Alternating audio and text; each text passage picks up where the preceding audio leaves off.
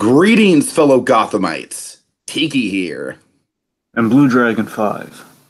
And we're back to recap Season 5, Episode 2 of Fox's retelling of the Dark Knight mythology, entitled Trespassers. So join us as we venture into Batman's birthplace. And explore Gotham. Woo, that's right, Dragon. That's right. Sophomore episode of the Swan Song season. Okay, here's the deal with this episode, Dragon. I like it. There's certain elements about it that I like quite a lot. I just think in terms of plotting, it's a little bit of a mess. It's really kind of reminded me of season 1, season 2 Gotham in terms of just having like 5 different sub-stories that are kind of all over the place. And because of that, you don't really feel like you're concentrating on any one thing. And I totally appreciate that all the stuff in this episode is going to pay off eventually. But at the end of the day, like I said, while this episode did deliver some solid moments and some solid action, and most importantly, that haunted hotel sequence, we'll talk about that, Dragon. That was some damn good kind of. It was some really solid, like, kind of horror, if you will, like kind of Batman in a horror setting, and I loved it. But I don't know, man. I feel like if maybe more of the episode was a bottle episode taking place in that hotel, I probably would have dug it a lot more than I did. But for example, the Riddler storyline. Did we really need to see Ed in this episode at all, Dragon? At all? Well, you could make a similar argument for the first episode. They have to thread the needle a little bit with the Riddler stuff. They have to kind of get him in there and show some traction. I gotta say, the Riddler stuff this season is probably the stuff that I'm least tuned into. Well, I mean, we're just waiting for, again, I part of me wonders if the Riddler might be like a connective tissue sort of thing. A part of me wonders if the Riddler's going to be somehow kind of like the thread that kind of ties together the Penguin. Basically, again, gets us to that place we started with at the beginning of the season. They're all teaming up. I wonder if the Riddler's going to be used to kind of link everybody together. We'll see. I'm not betting a lot on that, but we'll see. All right, regardless, Dragon, those were my thoughts on the episode. How do you feel about it? I gotta tell you, keep it simple overall. This one's more of a plot one. This is like they're putting the chess pieces into play. It definitely wasn't as great as the first episode. The first episode blew me away. Kind of checked off every box I really wanted to have checked off for the first episode. Bear in mind, every time you go into a season, usually the first episodes will be, kind of dazzling, and then you kind of settle into it. So this is the thing we're kind of used to in Gotham at this point. We start whammo blammo with the opening episode. Even going back to season 1, season 1 ends really big. The first episode ends really big with the whole, the Penguin Gordon scene. Of course, it's the whole. Sure. And season 2 kicks off with some interesting stuff, and vice versa. Every season kind of starts big, and then episode 2 happens. And episode 2, almost every time you do have kind of a plotty crawl where we're putting things into play, we're introducing characters. In this case, again, purely.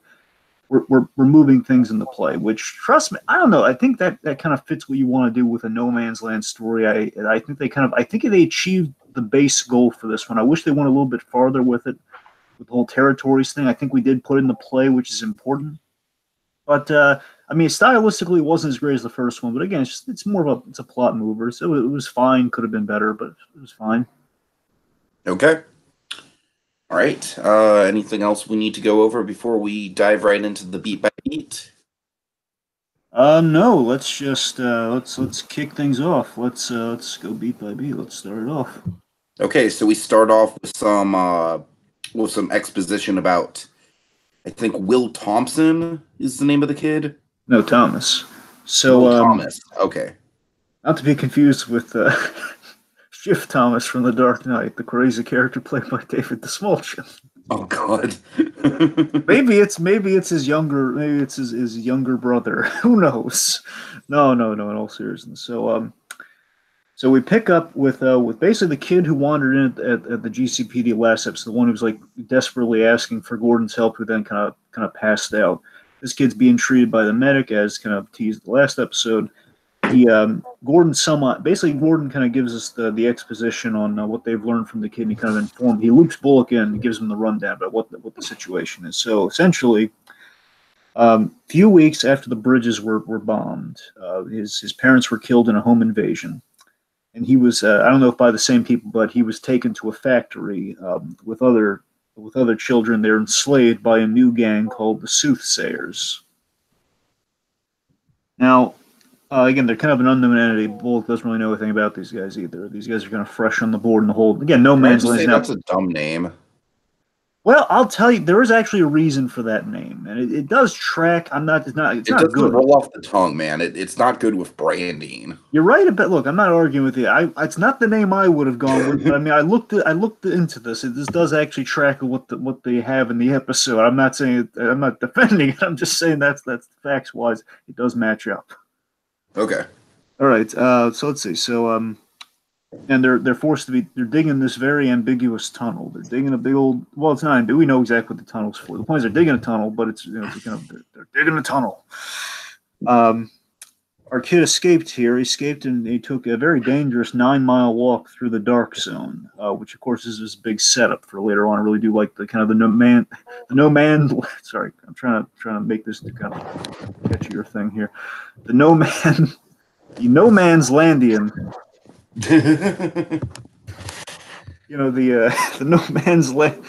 Kind of Landian scope of Gotham these days, kind of the setup and kind of the rules of like we have these gangs that are sprouting up. They're eventually be on like Gordon's map of like all the gangs you're gonna have to put down there. Again, that was the thing of No Man's Land, Tiki. You had, as we saw with the big visual image of the map, throughout the books, as No Man's Land was coming out, like that map would be altered as like territory was conquered, as new gangs would appear. That was kind of the cool thing about the books. I like that we're doing that here, and we're kind of having these sectors like the green zone and the dark zone, which I got to tell you also reminded me a little bit of Zero Year with the whole Secret City and Dark City of it all. So that's kind of neat.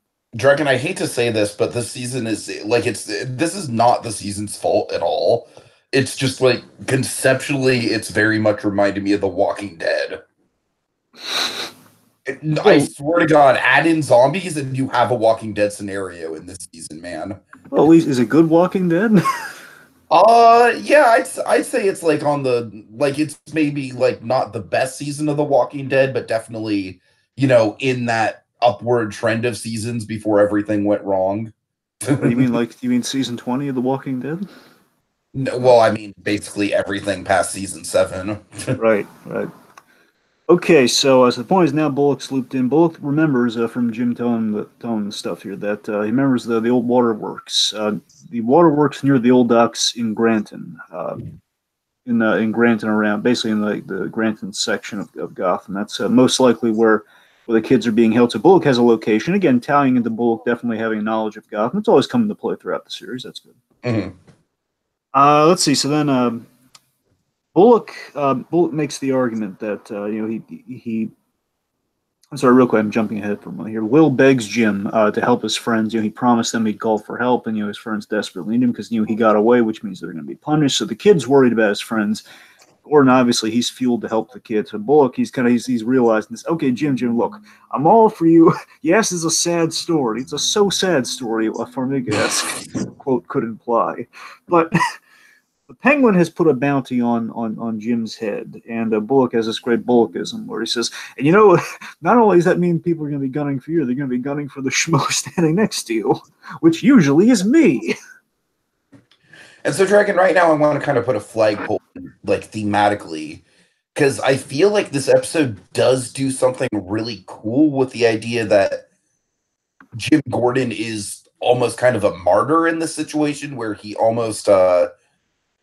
he needs to rescue people. He's compulsed to rescue people, even if it goes against logic and it goes against his own safety. And, even if there's not, let's say there's not enough supplies for the people that they do rescue, it's like he's just compulsed to do it, right? Yes. And I feel like later on in the Haunted Hotel, they have a perfect setup to kind of illustrate why that's not so much of a good philosophy in this in this situation, in this no man's land scenario. And Tiki, I'm so glad you brought that up because this continues what we set up in the first episode where Gordon has to get used to kind of Gotham, again, kind of the fusion between Warzone and the city that he's trying to preserve. He's trying to keep Gotham as city throughout all this chaos, so there's going to be a home to come back to after all this once the the bridges are fixed and it's vice versa. But again, he's dealing with a new set of rules that he's trying to cling on to the old rule book, but again in these really wild and dangerous times, which again I think we're continuing with stuff like that. So, I respect that from a thematic level. Just when we get into the haunted hotel stuff, I just think more could have been done with it. Like they could have punctuated it a little bit stronger than they did. Yeah, I think you're right. I won't disagree. I think you might. Well, we'll get there, but I think you're on the right track with that. Okay, let's see. So, of course, Gordon essentially he's kind of made a nonverbal promise. He's got to help the kids. So, but here's what clinches it. And I love this, and I also love this. And this is kind of the constant thing through No Man's Land. The government, not necessarily the bad guy, but very, very unhelpful, and that's very true in the book, as in here. I won't bore you with all the differences. Again, it's a really great thing they did in the book, but this is also good too. I like how they're so far 2 episodes, and I'm still really liking this. I like how this kind of is like the thing that's also pushing Gordon's buttons because he has to deal with a government that just won't help him. Because Jim's on the horn. It must be a frustrating kind of back and forth, and keep in mind we're months into this situation. Yeah, this is probably over. Again, 87 days is what started us off. So I mean, I imagine like they have like a whole zone set up by the end of this episode. So I imagine like more times pass. So yeah. Let's see. So no, wait a minute, it can't be that far because the kid's being tended to. Okay, so this one might be like a direct thing, but the point is, a lot of time has gone by. He's been dealing with these guys nonstop. You're right. Anyway, so Jim gets called from the government. And essentially now, what the government's doing to you, I don't know if you or the audience picked up on this, what the government's doing here is they're kind of placating the situation because that lady, that mystery lady we had on the other end said you do have friends here that are trying to help you. Basically saying we're trying to help you. It's still ambiguous what exactly that means, and we'll see if there's going to be a big reveal or something with that later. But the point is, the government is trying to take advantage of, hey, we have our one entity inside that's trying to keep things stable while we can't send anybody in. Basically, it's like a Die Hard situation, just a very thankless Die Hard situation, pretty much. Right. It's like, oh, we have our one guy on the inside, but we can't condone what he's doing. That's kind of the thing here. So they're basically they're saying that if Jim goes, then obviously if Jim gets himself killed because of the bounty put on his head and everything, then the city is going to be in dire straits. You're kind of risking the lives of thousands, however many people you're helping. If you get killed, your commitment to your job is admirable. Again, they are giving him props there. By the same tokens, like they want him to avoid confrontations and of course, at the same time, there's still being no help whatsoever. They're not sending any resources. Well, okay, we'll find them. Just send us resources, supplies, et cetera, et cetera. And it's just not until, and this to me is, I love this is like a middle finger to Jim Gordon. I love this, where it says, well, not until the airspace is safe for us or the pilots of Wynn Enterprises. That's such a screw you moment over the radio. It's such like, hey, we know what you did. And it was unsuccessful, and you got a pilot killed. The only reason they got a pilot killed is because you wouldn't send anybody else in.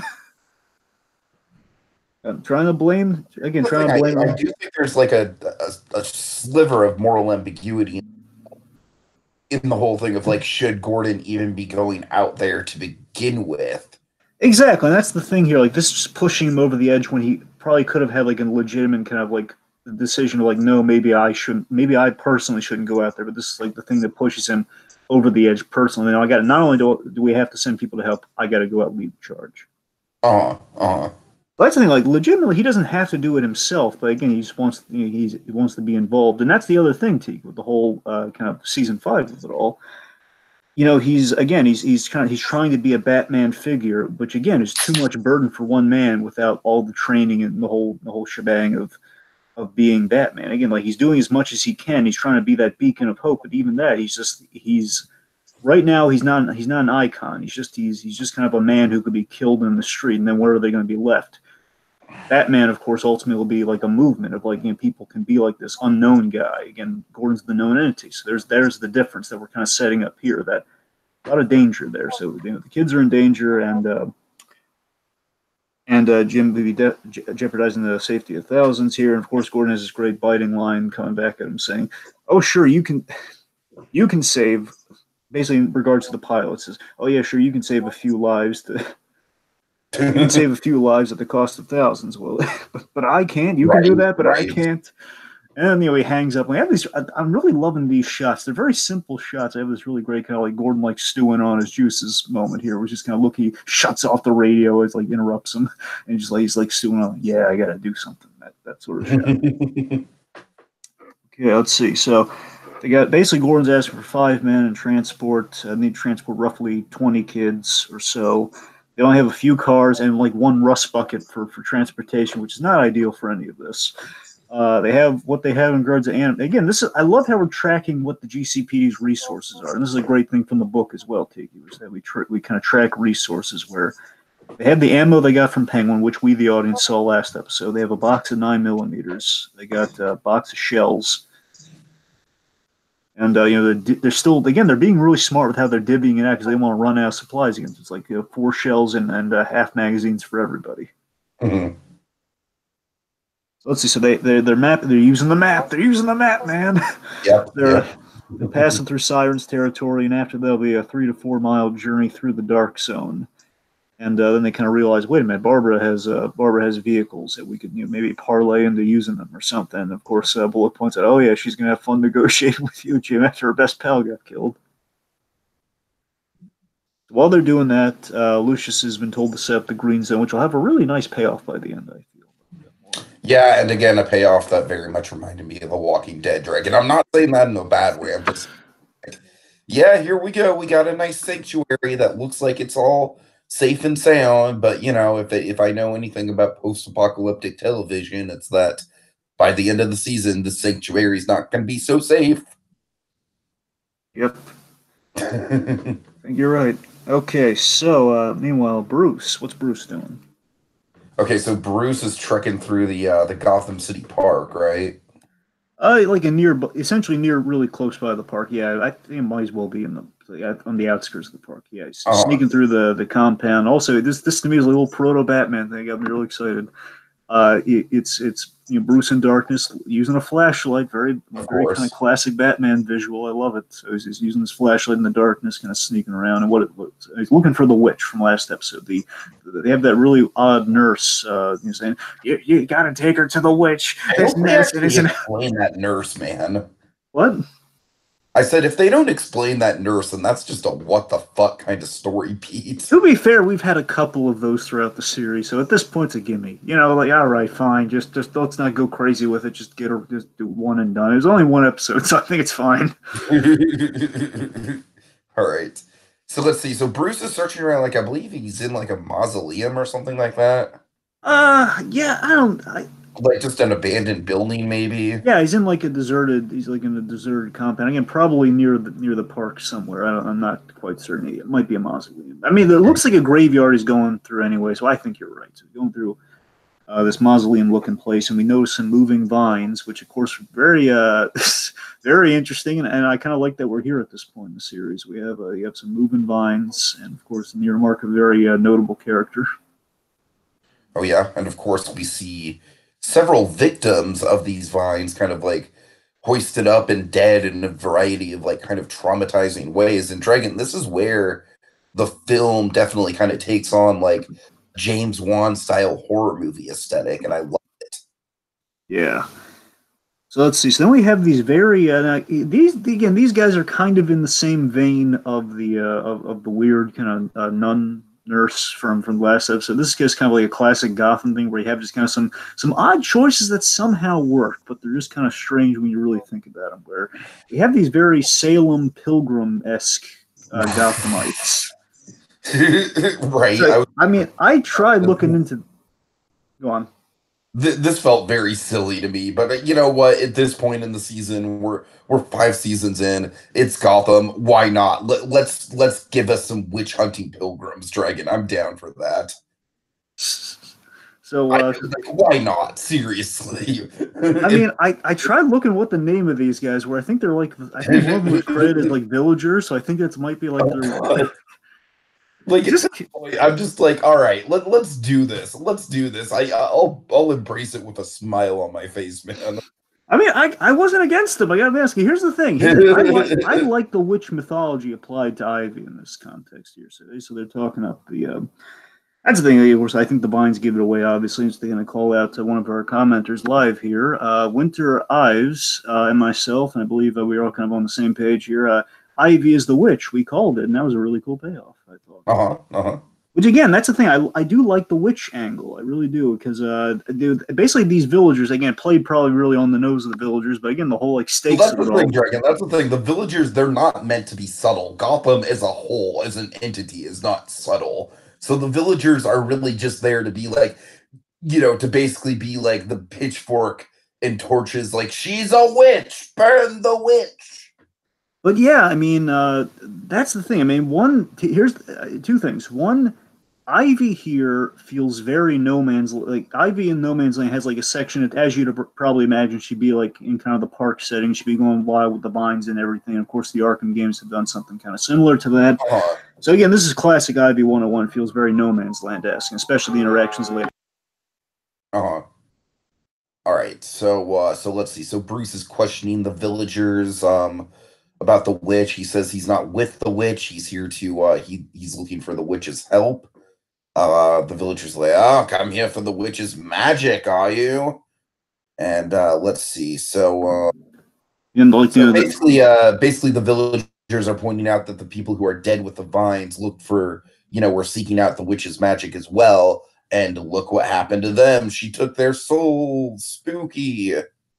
Oh yeah. And oh, by the way, real quick, when these pilgrim guys, when these villagers, they snuck up on Bruce, we had this really great moment. Where this to me it was a cool moment, man. I just got to tell you, I love when Bruce grabbed this guy, like, but it prevented the attack. I love that. He's like, you can't sneak up on him at this point. That's awesome. Loved it. But yes, so basically he's told about like this witch. It again kind of applies like it shows you what No Man's Land has driven people to, and we're down to the point where you have villagers and burning witches and stuff. So I mean that applied to kind of Ivy, and again Ivy at the point in Gotham here where again I kind of like that we've kind of seen the evolution of Ivy, which with Poison Ivy as a character I like there to be an evolution where you have the human the human lady who's obsessed with plants, which is my personal favorite. Then you kind of go up the ladder where she's she's becoming more and more plant-like as you go forward in her story. And now we're talking where she's talking to like very sentient moving plants, which is great. And again, she's becoming more and more infused with plants at this point. And basically she's one step away. Like by the time we have a fully fledged Batman that we're never going to see specifically, or at least we'll get a glimpse at by the very end of the series. Like the idea is like the next stage of Ivy she'd be all green, like the green skin, like chloroform embodied Ivy, Mm-hmm. That's the thing. I like that we're that far with it, though. And again, looking at that from this perspective, okay, you would see that as magic, especially if you're in kind of like a diluted kind of No Man's Land, like desperation, like witch. She's killing people and using these magic vines. She must be a witch. It kind of tracks. Okay, you know what my theory is. What's your theory? Guys are basically like M. Night Shyamalan's The Village in a Gotham setting. Oh God. But I really do like the stakes here. Where essentially what happened was they stripped her room clean. They got the jump on her. They threw her in there. It's in a storage room, and they put salt on the floor. It's in a room with no light. So I love this idea. I really do. That Ivy's in a very desperate position. They're going to burn her at the stakes again. This is a perfect No Man's Land idea. I don't mean to just keep saying No Man's Land. I like the idea in general, but it does feel like something. If you were going to take someone's territory back from, that's what you do, especially if you were Ivy. So all that tracks, and I loved it. So they're going to burn her, and then Bruce implies the brother ploy again, trying to very smartly, very Batman-esque move, trying to play into their sense of community and brotherhood of like they killed our brother. I like that. That was a nice touch. She knows where my brother is. Just give me 5 minutes. And of course, then we have the Ivy reveal, and again, it's a very so we have the Ivy in a very powerless position, of course. More on that later. Meanwhile, Jim is walking. Dragon, 7 minutes and 37 seconds into the episode, we finally get our Gotham logo. I don't know. I thought that was. We've talked a fair amount about how the show sometimes has good cold opens, and sometimes it almost feels like, oh crap, we haven't put on the Gotham logo yet. Let's slap it in there. And Dragon, this feels like the latter. Yeah, I mean, look, let's face it. There's so far. I mean, this season we'll see, but this season, I mean, I don't know. especially it feels like such a whiplash, coming from what you and I agree is by far the best cold open that Gotham's ever pulled up in season 5, episode 1. Exactly. That's a feeling. I don't know if there's any. There might be legitimately no topping that, but we'll see in the season, though. We'll see. There might. I mean, for Gotham, gunfire, wild, time jump. You never know. All right, so let's see. Okay, so Jim's walking into the Sirens Club, and Barbara's having a grand old time. Again, this is Erin Richards having fun. This is her like into the role, and this is the Babs that's fun. This is the Babs I like. This is like kind of Yeah, I am very much on board with Barbara this season after this episode. I think the development we had on Barbara was probably the best time spent with this episode, in all honesty. And I kind of like that Barbara and Gordon's relationship is getting back to this sort of like, like hard-boiled private eye / femme fatale kind of dynamic. You know what I mean? exactly. And again, that's kind of what season 3 was kind of. I guess late season 2, mainly season 3. Maybe actually, let's just say season 3 for simply. Yeah, season 3 is when we were kind of doing that. So Barbara, so we're kind of we're taking the best stuff from the Barbara stuff, and we seem to be kind of reapplying it. So. Right now, again, No Man's Land Barbara seems to be kind of my favorite so far. I mean, that in season 3 probably, but again, because they have Femme Fatale, the private eye thing, and you have just full on someone who's flourishing. Honestly, Dragon, I got to admit, it's not the best Barbara, but season 1 Barbara might be my personal favorite, just because of how fucking fun and just like batshit crazy they went with that. I mean, it's just I have such vivid memories every of just like, all right, what's Barbara gonna do next? You say that, but my main memory of that season is that monster Victor Zsasz. All right. Good. Anyway, so well, that's the thing. Season 1 Barbara provided us with such gems as the monster Victor Zsasz. God, and the fact that Zsasz couldn't get a muffin. Why couldn't Zsasz get his muffin? All right. Anyway, sorry. Getting back on point. So the point is, Jim walks into the Sirens, and she's having a grand old time. You're saying, "Oh, look, it's a walk-in prize. Are you here for your last hurrah, or before you're wasted by somebody because of that bounty on your head?" Jim has a favor. He's asking her a favor, obviously for the vehicles and such. Babs is a little peeved that he didn't kill Penguin, which again is a lesson that kind of. I'm really interested to see if Jim's going to kill Penguin on instinct next. He's going to try to kill Penguin on instinct next time we see him. It's going to be interesting to see because he did learn a lot from the end of the first episode. And of course, it's more interesting given that cold open. We know that Penguin makes it through to at least the final episode, we assume. Exactly. So that's going to be interesting to see how, especially knowing that, it's going to be very interesting seeing how things are going to be there, sure. So anyway, again, the point is Babs is angry. Here's the, T, I kind of had a revelation when I was rewatching the episode. Especially given Barbara's new look, specifically her new hairstyle. I got to tell you, if you really look at her, I got to tell you, I think she's kind of like she's next gen, far better Fish Mooney. I think that's kind of where we ended with her in season 5. She's kind of the best, better version of Fish Mooney. Yeah, I could totally see that because Fish was all about the club as well. Not to mention, we have gotten a couple really elaborate, over-the-top threats from Barbara, in the Fish Mooney vein. I mean, technically, I think it might still be the same club. They just redecorate a lot. No, it is the same club. I'm pretty sure that tracks. I'm pretty sure it's the same club. I mean, Penguin, he redecorated the place, and then basically the Sirens then kind of like they divvied it up a little bit, but it's still the same location. Yeah. I mean, and that's one of the cool things that's tracked throughout the club has been kind of like one of the most consistent narrative threads throughout Gotham. I kind of, I give them a pat on the back for that, for keeping that so consistent. And that's the thing, the hairstyle, but also like how she's doing some Fish Mooney things from season 1, like the whole with this bit here. This is what reminded me of when I was rewatching. Like, oh my god, it's like Fish Mooney did in the first season. The whole everybody out. Right, exactly. Only here again, a lot less over the top. Here it's just like it's just Barbara over the top versus Fish Mooney over the top. I know, folks. It's that crazy. We're complimenting Barbara more than Fish Mooney in that first season. I know. Oh man. All right. So anyway, so Jim says, look, she has an army. If I even if I wanted to, we go thing would be suicide. And then she has some really great lines here, and very great. No, I'm trying to get in folks. No man's landian lines. Well, I mean, this is like kind of the it's very like, like the Maltese Falcon. It very much reminded me of that kind of dynamic. Yeah, a little bit. Yeah, sure. We have this. She has this great, again, very femme fatale is what you're getting at. Certainly, yes. Yeah. We have, we're all slowly dying, Jim. Just some of us get to choose how. That's a great line. Hmm. So, Jim has a great line in response to this where he says, "Look, I'm just trying to help the city from falling apart. You're too late." God, that's great. Again, these are like trailer lines I'd be going nuts for if I had seen like bits like this. Oh my God, this is perfect. So they, Jim needs trucks. Says, well, what for? It's a policeman. Oh, they should put that on your tombstone. Uh, oh, look, they're in the basement. Drive, go crazy, go nuts. Also, can we just mention how good the lighting is in this scene?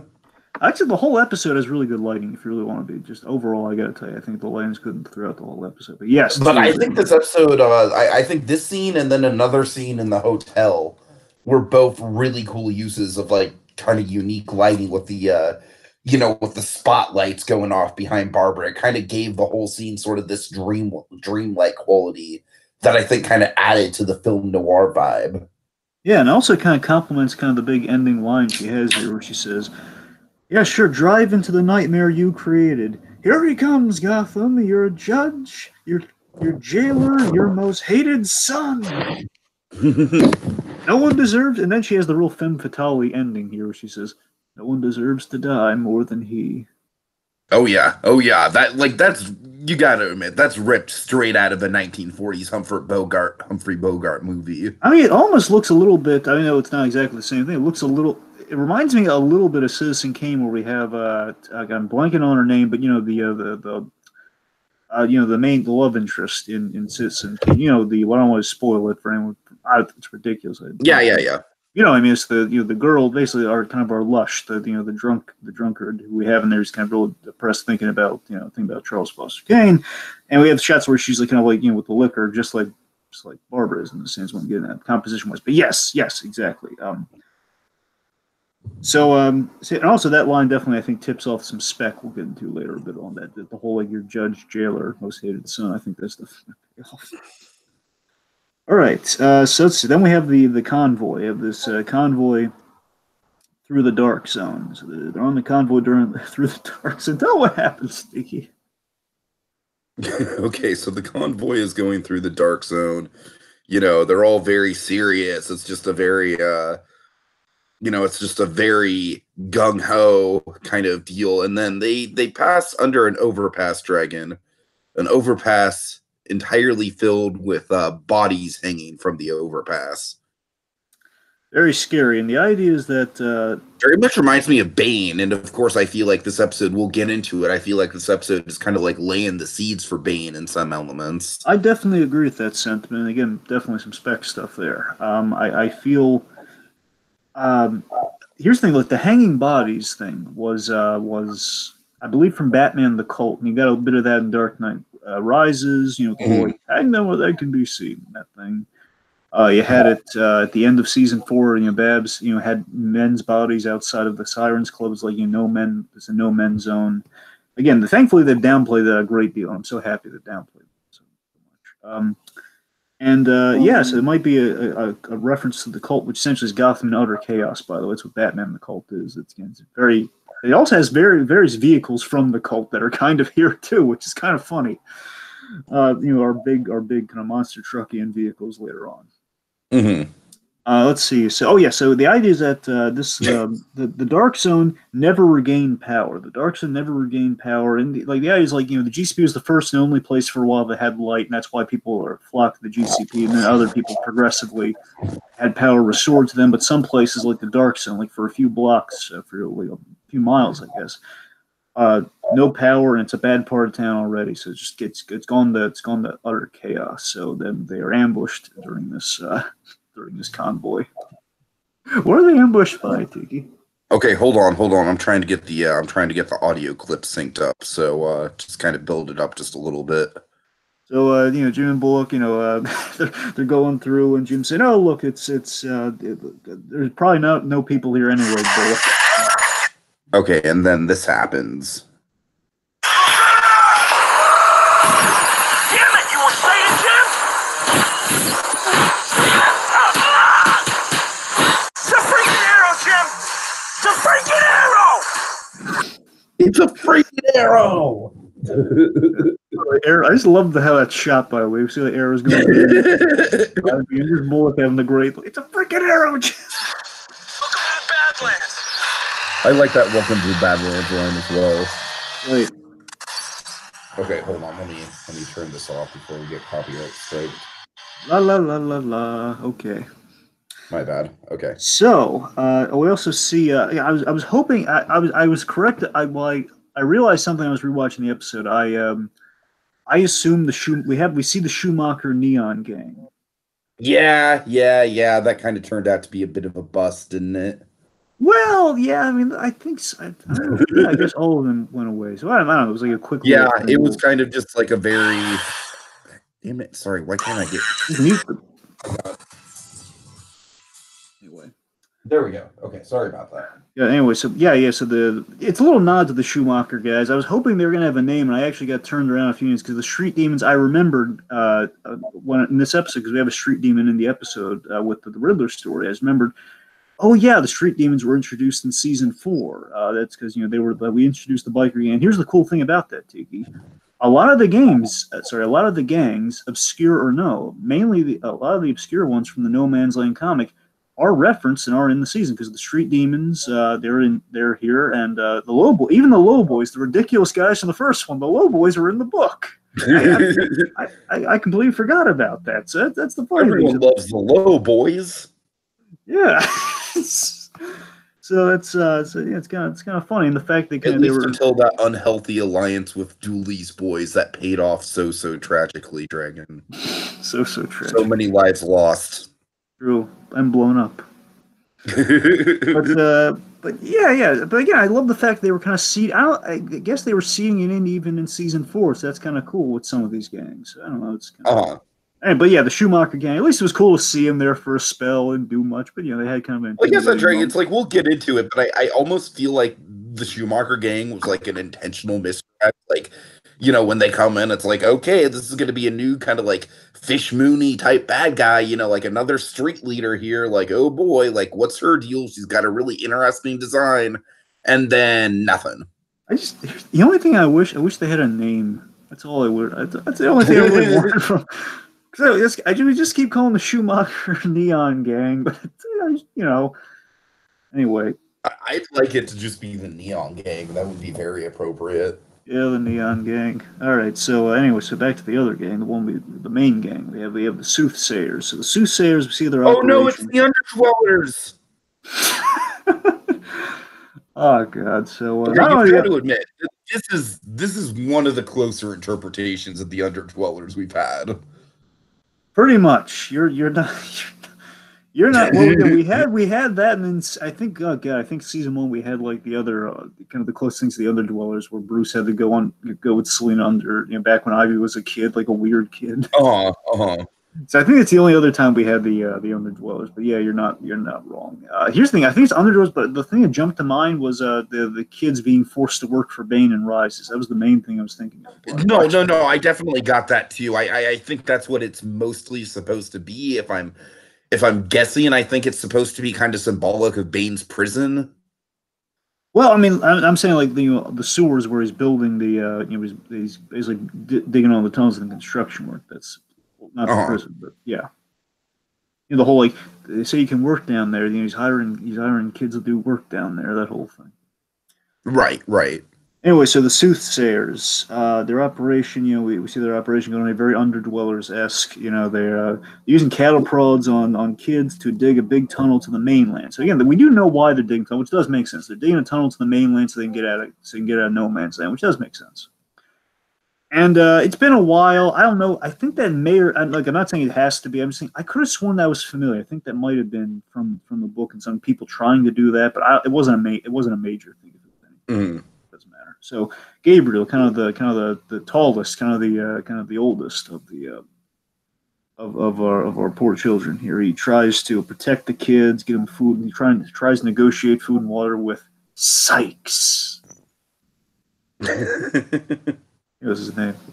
So Sykes is kind of the leader of the soothsayers. So I'm going to explain the whole soothsayers thing in a minute. By the way, so explain why on earth they're called soothsayers. So these guys, so the soothsayers, Sykes specifically, you have his big introduction. He takes off his mask. His mask is being filled with smoke.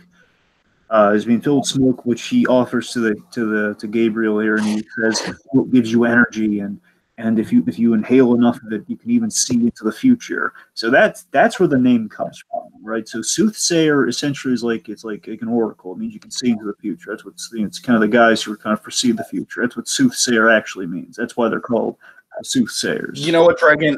At this point in the series, this is like kind of another like throw your hands up and be like, okay, we're fucking predicting the future now. Sure, why not? Why the hell not? Let's just go with it.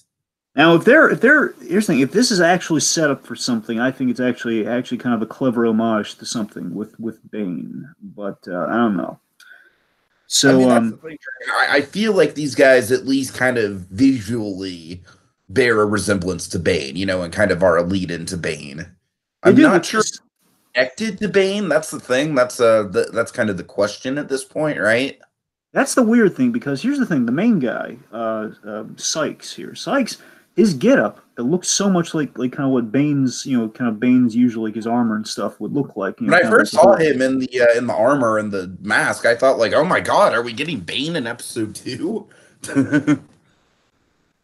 Well, again, that's the thing. Bane is notable for having henchmen and stuff, and I was thinking maybe he was one of the iconic Bane henchmen, which he wasn't, which was fine, but still, like, the idea that he looks distinctly like Bane. And importantly, his getup has like a system that filters the smoke into the mask and stuff, and again, that feels very Bane-esque. And again, what people thought Rises was going to do specifically was that the mask he wears would have been like it's an aerosol morphine. People thought it was going to be aerosol venom, which I believe are the connected dots here. And again, the whole smoke giving you strength and energy, and if you breathe enough of it, you can see into the future, which let's just say, well, I'll touch on that later on. The point is just the whole smoke getup feels very like using Viper to get the venom, and more on that later. So the point is, I feel it might be Bane connected. We'll see. All right. But importantly, there is a thematic tie to the Batman of it all here with the mask. There's a tie to mask and the future, like where things are going to end up with Batman and such. Like there's a symbol to the mask, there's a purpose behind the mask, and of course, it's like seeing the future with where Batman will, with Bruce becoming Batman. It might be like a thematic tie there. I don't know. Could be. And so they're interrupted from shooting Gabriel. He says, I don't want it, and you guys aren't really helping. He says, this plan makes no sense. You're going to dig 100 feet, you're going to flood the tunnels. This is an ill-conceived plan. And of course, before he's shot, Jim enters, very Wild West style. He greets the soothsayers outside. And it's such an Old West moment. Walks down there and he tells them to put their weapons down. And says, oh, yes, kill this one. We're bullet rich. It's a great line. And we see the GCPD have them all covered. Again, very Old West, kind of the town coming together, supporting kind of the white hat versus the black hat sort of scene. Mm-hmm. We're going to take the kid, give us the kids and we'll leave. He says, what kids? They have cattle prods. What are they for? For fun. That's a great line. So he gives them, he takes the keys and he says, and this is a line that indicates Gordon's arc here for the most part. And again, we don't quite stick the landing, I'll give you that, but again, I think we're kind of showing some growth here where Gordon says, if they move, kill them. Again, just saying, like, hey, if they move an inch, again, like, let's not stand on the ceremony per se of of the Miranda rights and everything per se. I was just looking lawless times. If he moves, kill him. We gave him fair. I feel like this kind of stuff, like Gordon leaning towards, like being willing to kill if it calls for it. I feel like the back and forth there throughout the season is eventually going to lead to, Gotham both needing a Gordon and a Batman. Yeah. Let's see. So Jim saves the kids, leads to a lot of hope. Meanwhile, Sykes and Bullock, they're having a little conversation. This is great. Go. Okay, so Bullock is let's see. Sorry.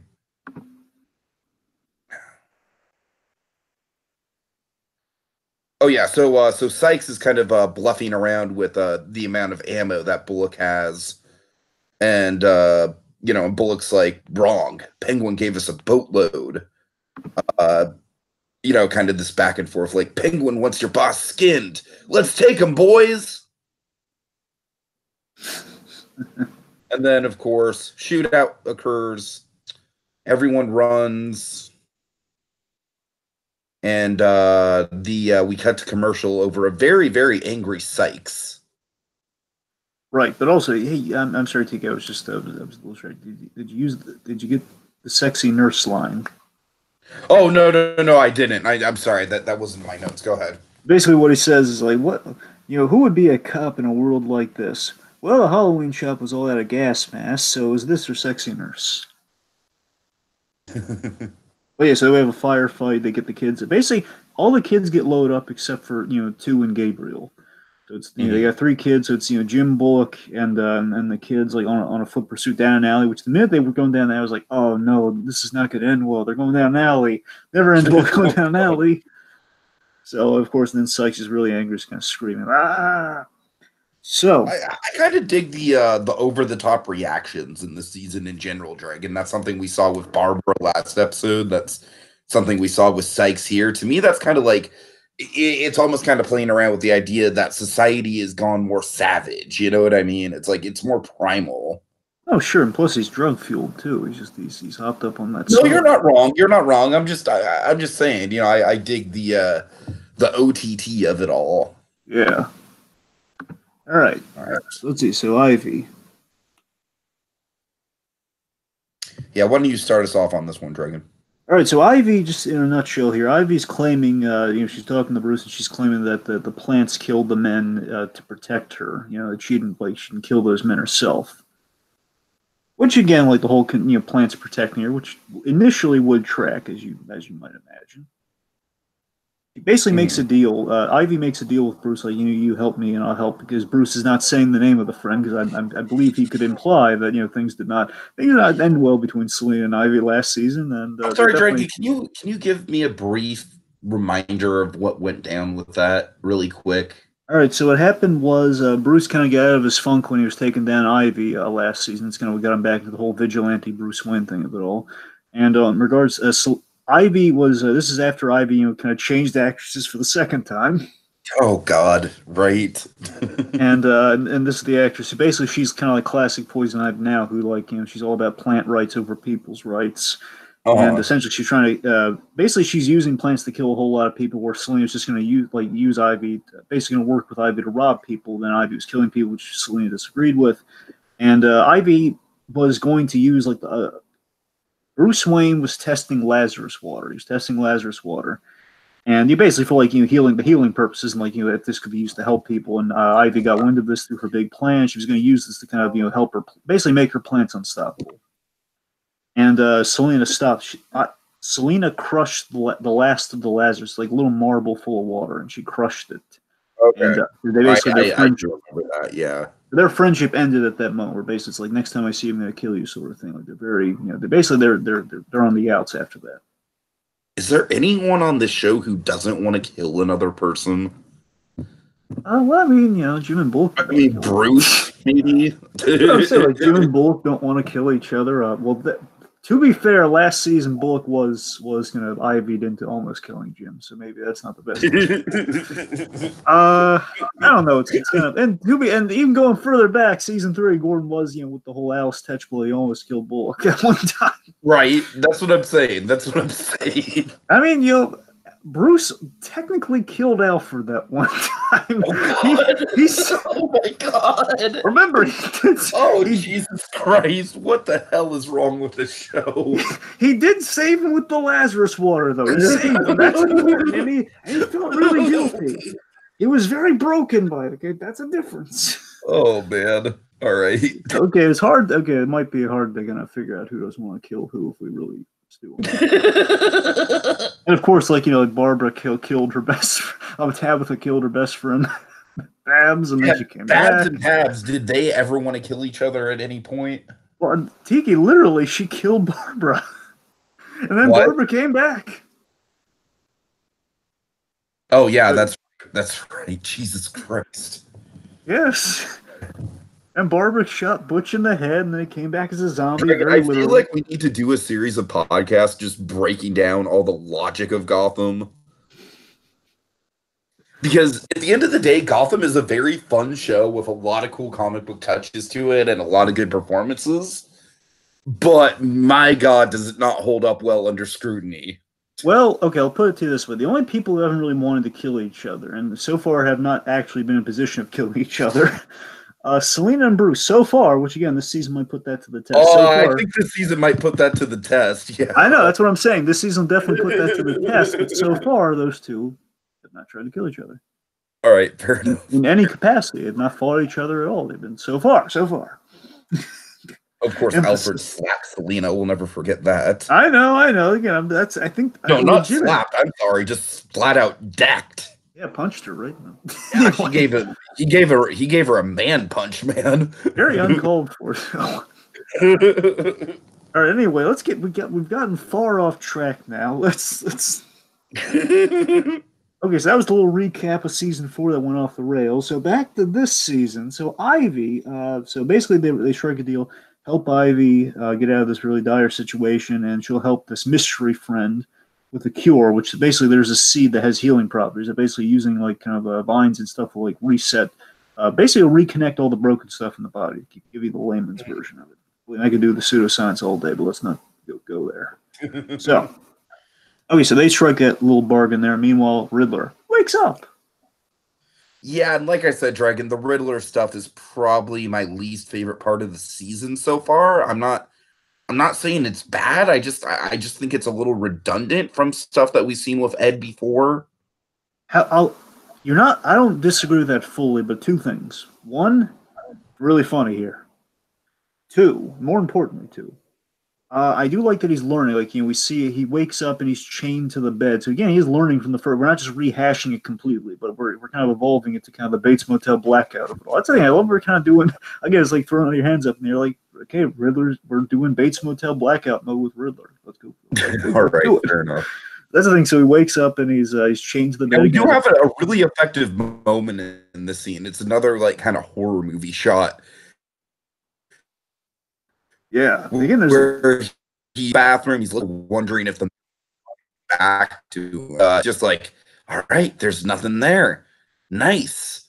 And then Dragon, we get this fucking wonderful shower, and he sees this guy like tied up in the shower, and he's just like there's nothing there. There's nothing there. Again, I love the timing of the smash cut. You know what I mean? Just like you see it for like just enough for it to register with you what it is. Kind of like Ed. It's like, Ed wants to be in denial about the situation. Yep. All right. So what's up with this guy? It's real quick. I like that. It was like, what if Keith Summers was alive and during that bathroom scene with Romero in Bates Motel season 1? What if he was alive in the tub? Which, by the way, I got to tell you, I'm gonna go out on a limb here. Okay, this is ridiculous. So bear with me. Okay, this is very ridiculous. What if this is a really deep cut Batman Begins reference? Because they have that weird scene. Because it felt a little off. I mean, we have. We follow a character in a Batman thing using the bathroom. Follow him in the bathroom, but we see him through the mirror shot. That whole I almost identically, like we do in Batman Begins, where we have Scarecrow's guys burning down, like pouring the gasoline, and that guy randomly has to use the bathroom while he's on the job, and then of course Batman takes him out of the bathroom. Right. I wonder if it's an odd reference to that. I don't know. And also, real quick here. Winter Ives in the comments, he posed the question like, did this character not try to kill anybody? Lucius, which I'm sorry to say, Winter Ives, technically no. Lucius, well, I'll meet you in the middle here, Winter Ives, because Lucius, under Ivy's influence, was going to attack Gordon. He said he was a black belt, but he was easily taken out by being punched in the face. So I don't know about it. I don't know. I guess it's like it's kind of like a technicality on the whole wanting to kill other people thing because we've had the Ivy stuff, we've had the Mad Hatter stuff, so there's been a lot of mind control on this show, but that doesn't make it any less statistically true. And the fact of the matter is, I mean, it's less the fact that he was controlled, it's more the fact that he was so unsuccessful. Right. Like it sounded like it was going to be kind of a cool fight, and then Gordon just does his go-to move. If you look through the history of Gotham, Gordon meets a problem he cannot solve, punches a guy in the face. Yep. And usually it works wonders. I got to be frank, it usually works wonders. Anyway, okay, so getting back to this. So we have, so our guy in the tub here, basically beaten and one Riddler I love, he opens the door, he's armed with a plunger. We just got a funny visual in itself. And we reveal a brutally interrogated, having been interrogated, street demon by the name of Tank. Reminds me a little bit of Goofy movie too. Yes, Tank. yes. Wouldn't it be great if he was played by Brad Garrett? Oh, okay, well just Brad Garrett in a bat. Don't get me excited like that. Man. Brad in a Batman show. Oh my god. Anyway, he actually did a voice for. He's done a voice or two for the animated shows. He did a voice in one episode of Batman. He was a regular. He was Bibbo in Superman the Animated Series. You remember Bibbo?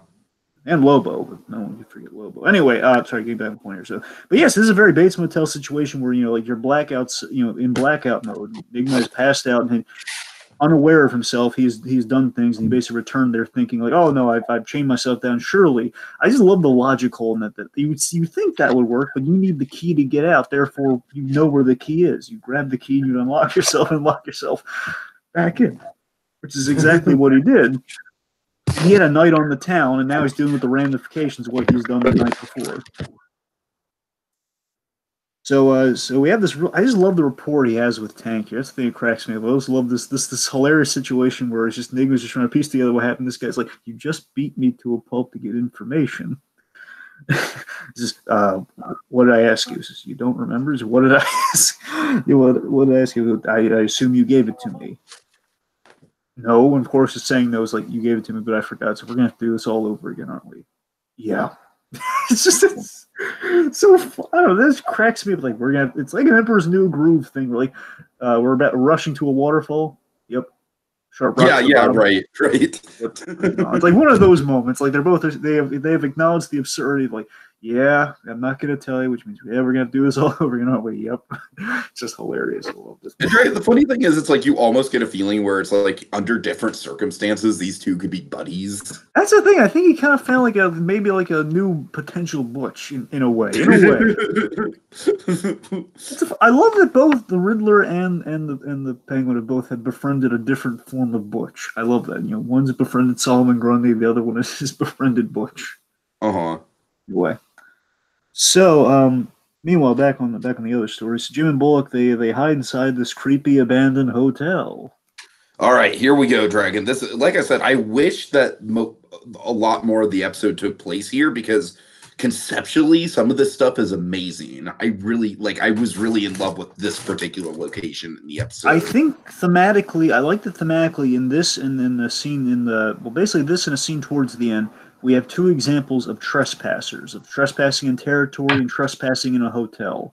So I like the thematically we do tie into the episode's title in that regard. I wish, again, as you're saying. I mean, honestly, I think if you break it down, most of the storylines can be tied back to trespassing. Like Bruce is trespassing on Ivy's territory. Riddler was trespassing on the Hell Demons. Street Demons. Yeah, Street Demons. Of course, Gordon and Bullock are trespassing through this territory. You know what I mean? It's very much kind of like that was one of the things I give credit to the episode is that the title it's simple, but it works. Yeah. I mean, again, it makes me wonder if maybe they could have centralized around one. But again, I like if we're going to do multiples, at least they're all multiply tied into the theme, so that's good. But let me tell you, before you geek out over this, I want to hit you with one thing that delayed me to know at the start of all this. So I go into this hotel, and I love Jim being the optimist in this situation here. In the classic Gordon, the Gordon who's an optimist but knows, yeah, probably not. It's like one of those moments. It's perfect. That's Gordon. That's that character right there. And not only do we have this moment, Tiki, we have this moment that has a Scott Snyder moment in this, and that brought a big smile to my face. I was watching the episode where Gordon, basically being an optimist, he walks into the place and Bullock says, "Oh, there are candles lit. There are lights on. Candles lit." And Gordon pulls a Snyder fact. Scott Snyder would constantly, and you remember Court of Owls, you remember, and even Death of the Family. Yeah, Snyder does his research, buddy boy, and that's the thing I love about him. As the reason he's probably my favorite writer. I love how Scott Snyder. He does so much research and he applies like all these great obscure facts that definitely play into the works and thematically tie into something where Gordon's just, well, in the Old West, settlers used to leave candles lit to lead people to safety. And he has this great optimistic line where he says, maybe there's still good people in Gotham. And again, there's like a beat where he looks at Bullock and he says, fine, we'll look around. That to me, that's perfect on so many levels. Again, get the Snyder element. You have, again, Gordon kind of in the Old West mentality in the war zone. You have like the hope of Gordon, but the realistic, like, yeah, okay, let's look around. It's great. Maybe these settlers are the same guys that Bruce and Ivy are dealing with. Maybe the villagers. Oh, they're a little far away, but you know what? I'd like to think that too. All right. Okay, so what they basically do a Scooby-Doo move here. They split up. Oh, sure, Jim. I'm going to go down into the dangerous basement in the creepy hotel. Awesome. Just awesome. And no radio. I have no radio. What could go wrong, right? Oh, God. So this is something that, okay, let me speak to this because, again, when I was watching this episode, one of my calls for the speculation this season was I legitimately thought, and this gives me hope for Man-Bat, I got to be honest, I thought they were going to completely forget about the characters they teased at the end of season 4, which were Mother and Orphan and Man-Bat. Those are the characters we've seen, and we did Mother and Orphan in this episode. Yeah.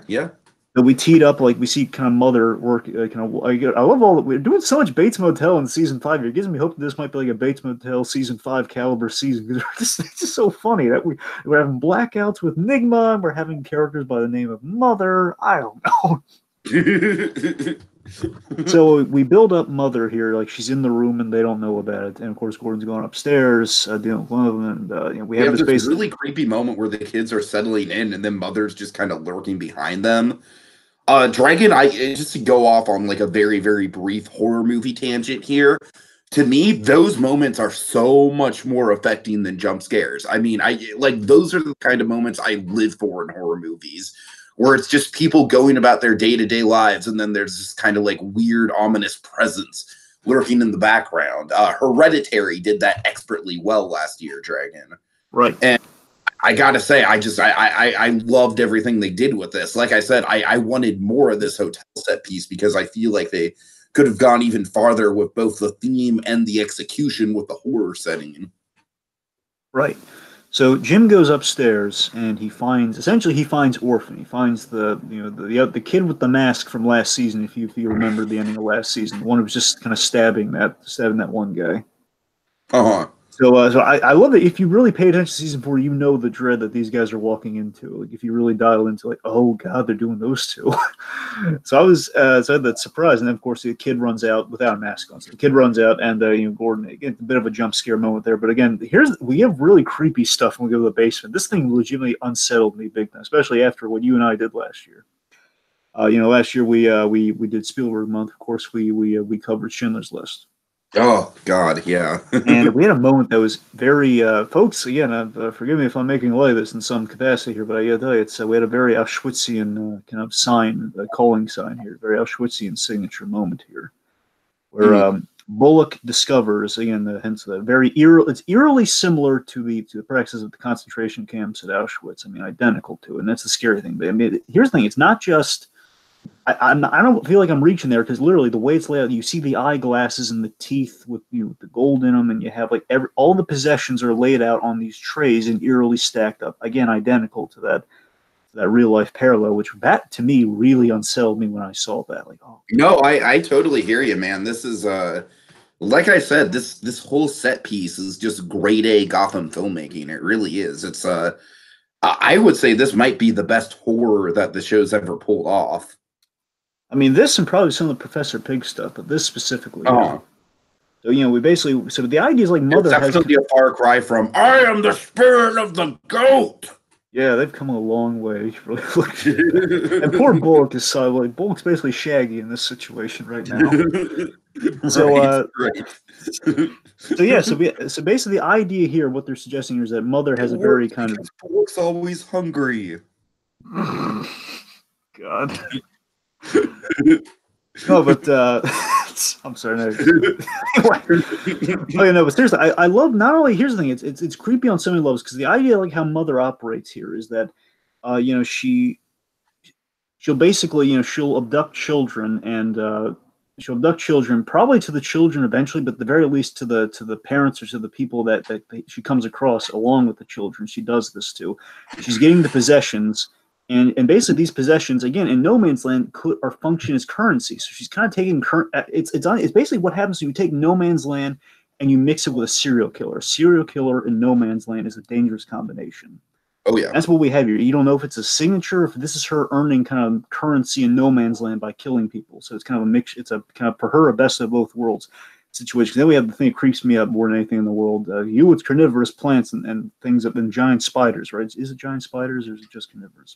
Yeah, carnivorous plants, giant spiders, basically anything with more than 4 legs. Right. For me, people missing fingers. So oh yeah, Dragon. I was thinking about you when I saw all those fingers. I was like, oh god, this must be in stuff of Dragon's nightmares right here. Yeah, so it's Bullock like, oh god, just seeing basically Bullock's reaction was my reaction, like, oh god, I wouldn't have touched them though. Right. But yeah, like just these fingers on a tray, and then again, this is the thing that this is why I don't think I'm really reaching for the whole Auschwitz. Well, then we have corpses burning in the fire, which is just the oven. I mean, yeah, the oven was pretty blatant. I thought, not in a bad way. Yeah, I mean, again, I think it's effective. I mean, I applaud them for going that bold with it. Again, I'm imagining that's what they have to be going. I'm saying with the way they stacked everything, there has to be a call. I mean, keep in mind, like last episode, we got a really intense scene of attempted suicide. This episode, we're getting Auschwitz. It's like they're going old kind of controversial directions with this season if we're kind of interpreting it the right way. I applaud the direction. They're not pulling their punches. It's the last season, and No Man's Land is a very scary situation that brings out the worst in people, and this is the worst in people. I'm gonna tell you. So Mother shows up and begins to attack Bullock, and just like, yeah, he sounds like it's like Shaggy. I'm thinking Shaggy less for the whole lunch thing. Totally does. It totally is Shaggy, man. You're absolutely right. That makes Gordon Fred. Yeah, it does make Gordon Fred. So anyway, now I'm just thinking, what if Frank Welker did the voice of Gordon? Anyway, getting back on point here. So after does that make Barbara Velma or Daphne? Well, I mean, it's Barbara Lee. I mean, I think so. I think she feels more Daphne like. Yeah, she has to be. I think Daphne. Lee's Velma, Barbara's Daphne. Yeah, does that make Bruce? Is Lucius or the Bruce question Scooby? Is who's Scooby? So either Lucius or Bruce Wayne is Scooby Doo. That's the weird thing. That's the thing. I think that Bruce has to be Scooby just because Bruce is kind of like the he's kind of like the mascot of the show, if you will. You know that's what I mean? Thing. He has to be. Yeah. I guess that technically makes Alfred Scrappy, which is kind of strange. But oh god. Okay, anyway, look. Can Alfred be like Scooby Dumb instead? I feel like that's a little bit more fitting. God, all right. Let's get off the Scooby tangent here. Anyway, so after being now we're going to see which Gotham characters are the main characters from Scooby Doo on Zombie Island. Well, in that case, then Barbara would absolutely be the the hostess lady. Anyway, okay, getting back on point seriously now. So after being tortured, Tank reveals that why he didn't just do this in the first place is really beyond me after the night he's been through. But I don't know, it's just for funny reasons. And I said, Tank, he reveals that you wanted to know about our base, where our base was, and if our leader Vasquez was going to be there. And this is what cracks me. This is why I love Tank in this report here. This is why part of me would want to see Tank come back. I mean, he's probably going to get killed, but I don't know if they bring him back. Maybe I think he's a one-off, honestly. But it's this great line which says, "How did I seem? Like, did I basically describe him as two personalities? Like, did I seem like a kind of like a nerdy, quiet guy? Did I seem like kind of like a verbose, egocentric kind of guy?" Says, "Well, no, he seems like stiff. He's very genuinely. He says, oh, very stiff man. You know, a few words. He kind of in a daze. He basically blackout mode. So kind of a third personality altogether, almost." Mm. So then the two go on a field trip. Field trip. More on that later. Back to the land. Back to the the old Salem times. God. Bruce tries vouching for Ivy, and again, very kind of Batman-esque way. He's trying to vouch for Ivy, saying, "Look, take full responsibility for her. You know, if she's done things in question, then obviously, basically, he's trying to have a Salem witch trial, which we know wouldn't have worked out for her anyway." So, Oh man. So basically, she then instantly kills them all in kind of a surprise attack. And again, this is a great moment. Again, a very Zero-Year-esque thing, Tiki. So he basically is calling Bruce so naive, so gullibly naive. Bruce, it's a big proto Bruce. It's a proto Batman moment if I've ever seen one. Where, yeah, you gotta be more skeptical, Bruce. The idea is like she commanded, like she's working in tandem with the plants that killed those guys. It wasn't like, oh, they were just doing it to protect me. Like, well, they were, but she ordered them to anyway. It's like she doesn't care about human life; it's all about plant life. Yeah. Mm. Right, so she's asking Right. now. She's asking the questions. What is she asking? She's basically confirming her suspicions that the friend in question is Selena, and she basically has some harsh words for Selena. She's like, Selena let the last of the Lazarus water run out. She's dead to me. Let her suffer. Yep, Bruce is trying to reach in and take it. This is the thing with David Mazouz. It just impresses me to know, and this is the reason like he's one of the greats in regards to the whole the whole catalog of Batman actors here. Because this, to me, if I were reading the transcripts of this, and just I can feel in the points. It feels like when I would read Batman interacting with these villains one on one in the No Man's Land comic. And it feels like, again, it's a little younger, mind you, but this sounds exactly how Batman would act in those scenes. I mean, I don't know, it sounds ridiculous the way I'm describing it here, Baron, but I really, this felt so on the money. It felt so genuine what the scene needs to be here, where he says, "You don't mean that." And we have some classic Ivy dialogue here where she's saying, "I'm feeding the earth with these wretched creatures, and they'll grow and flourish." And the vines, and we see the vines moving around Bruce, and he's saying, "You, Bruce, I shall plant. I shall plant your body in the ground. What will grow from you, I wonder?"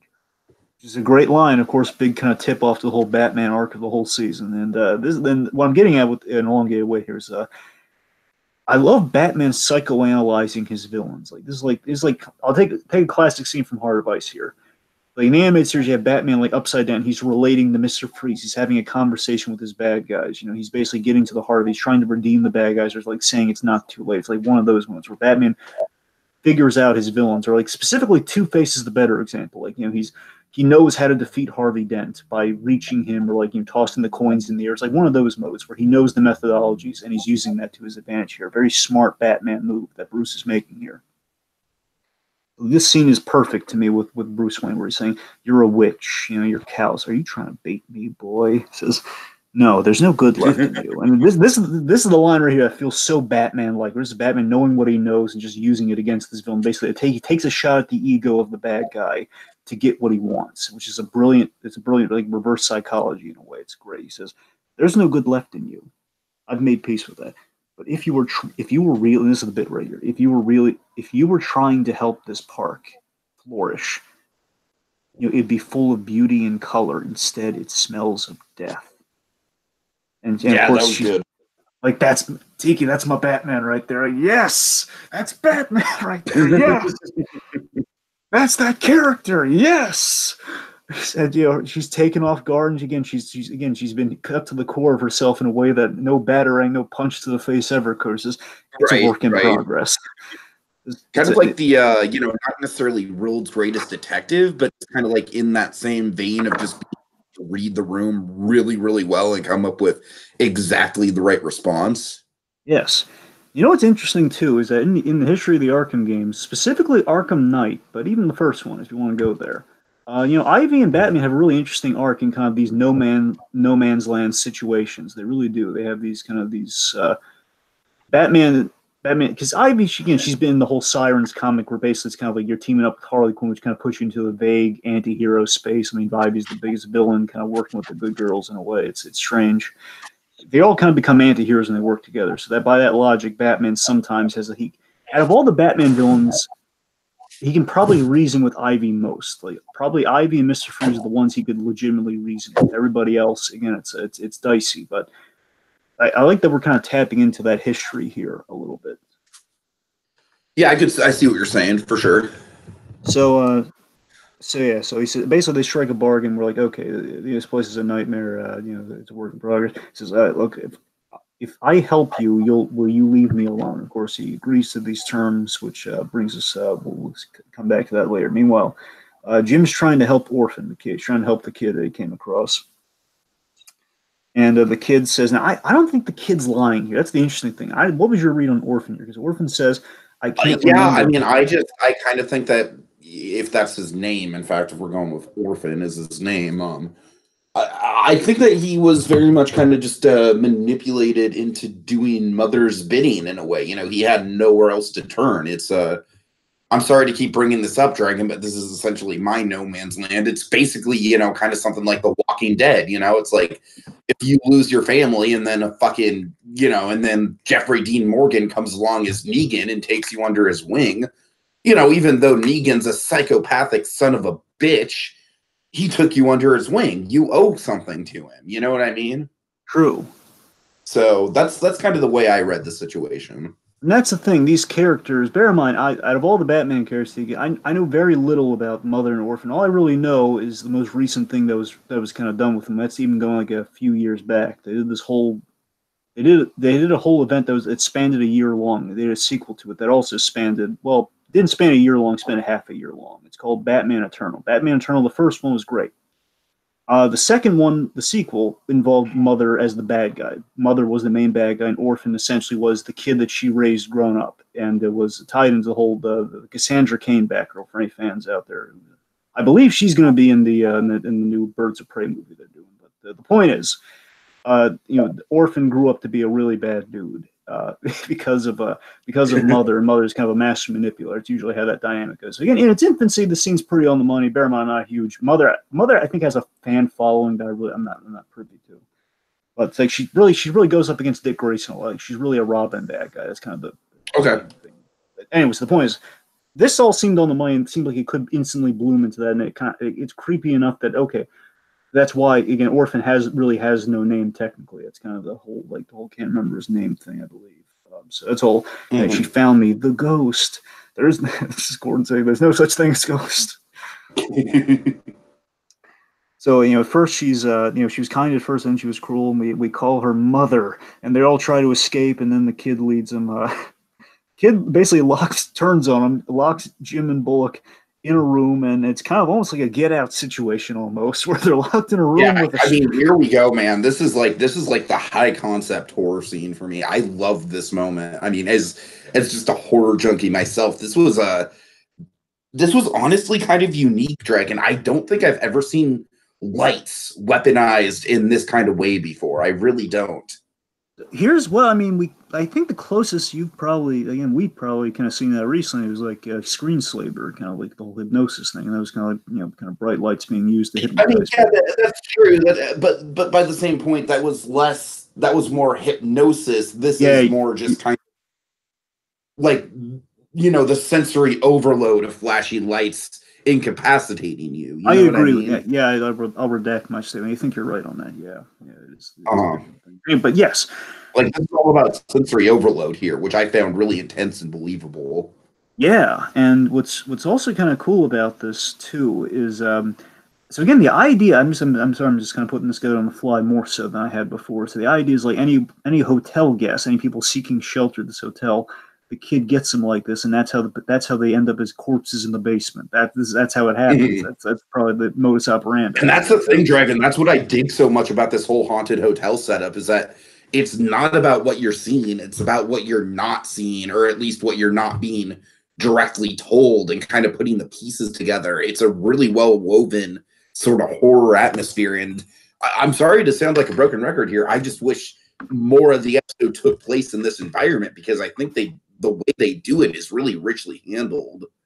So let's see, and again, I'm sorry, I'm jumping ahead here. Let's go through that. I'll say what I was going to say there. So this great strobe light effect is bang, and this is also really great lighting as well. So really, the strobe light effect is disorienting them to the point where initially I thought it might have just knocked them out, and then they would a little bit. I thought there was a chance it might have.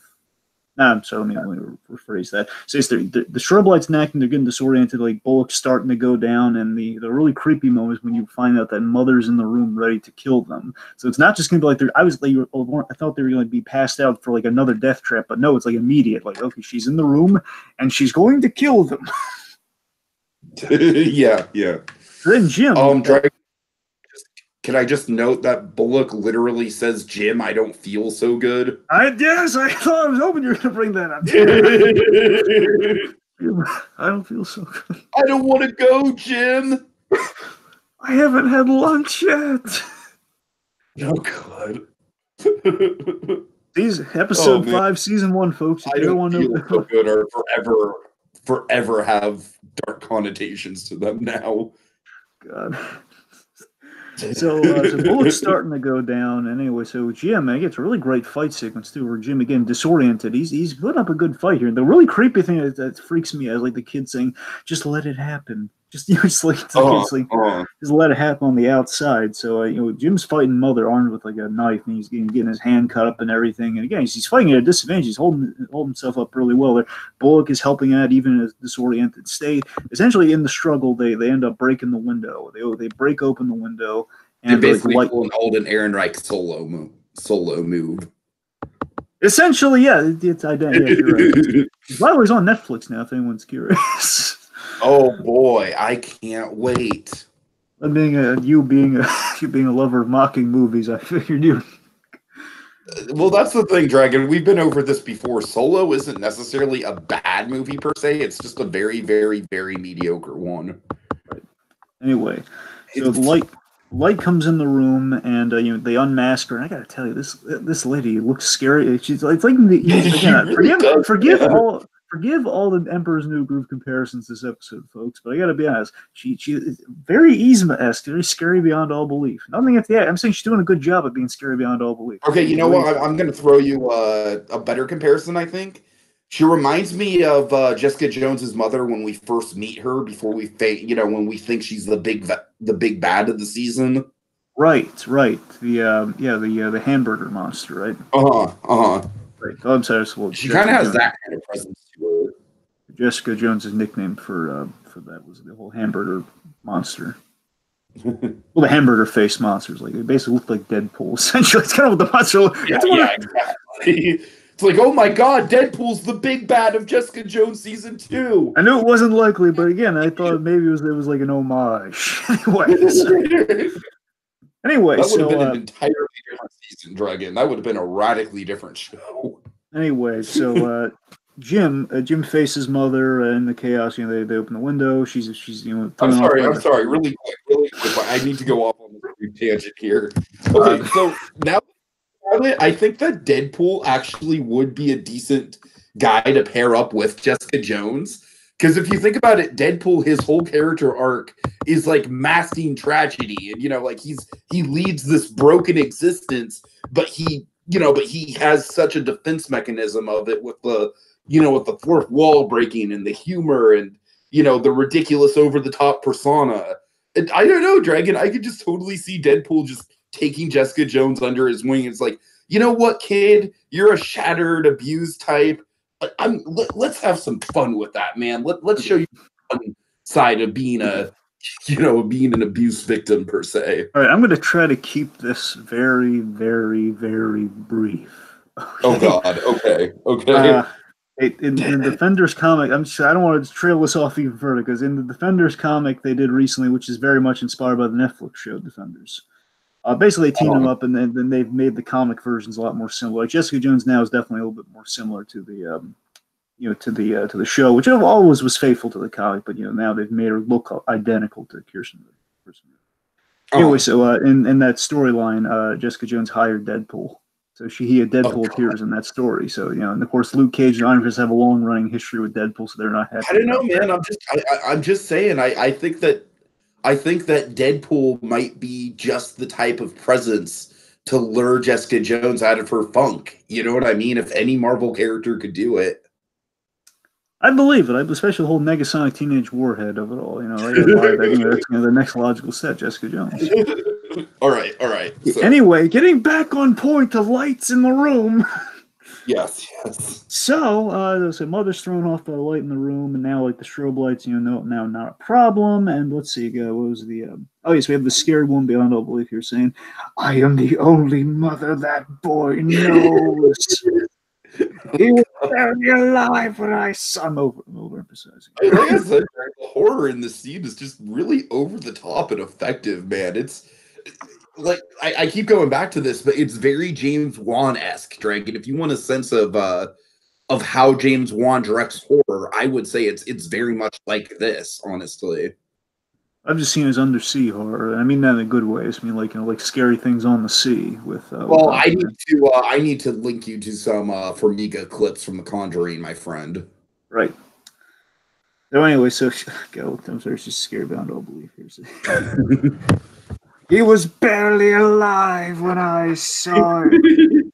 I said I taught him how to survive, and then she kicks Gordon in the bread basket and she escapes. God.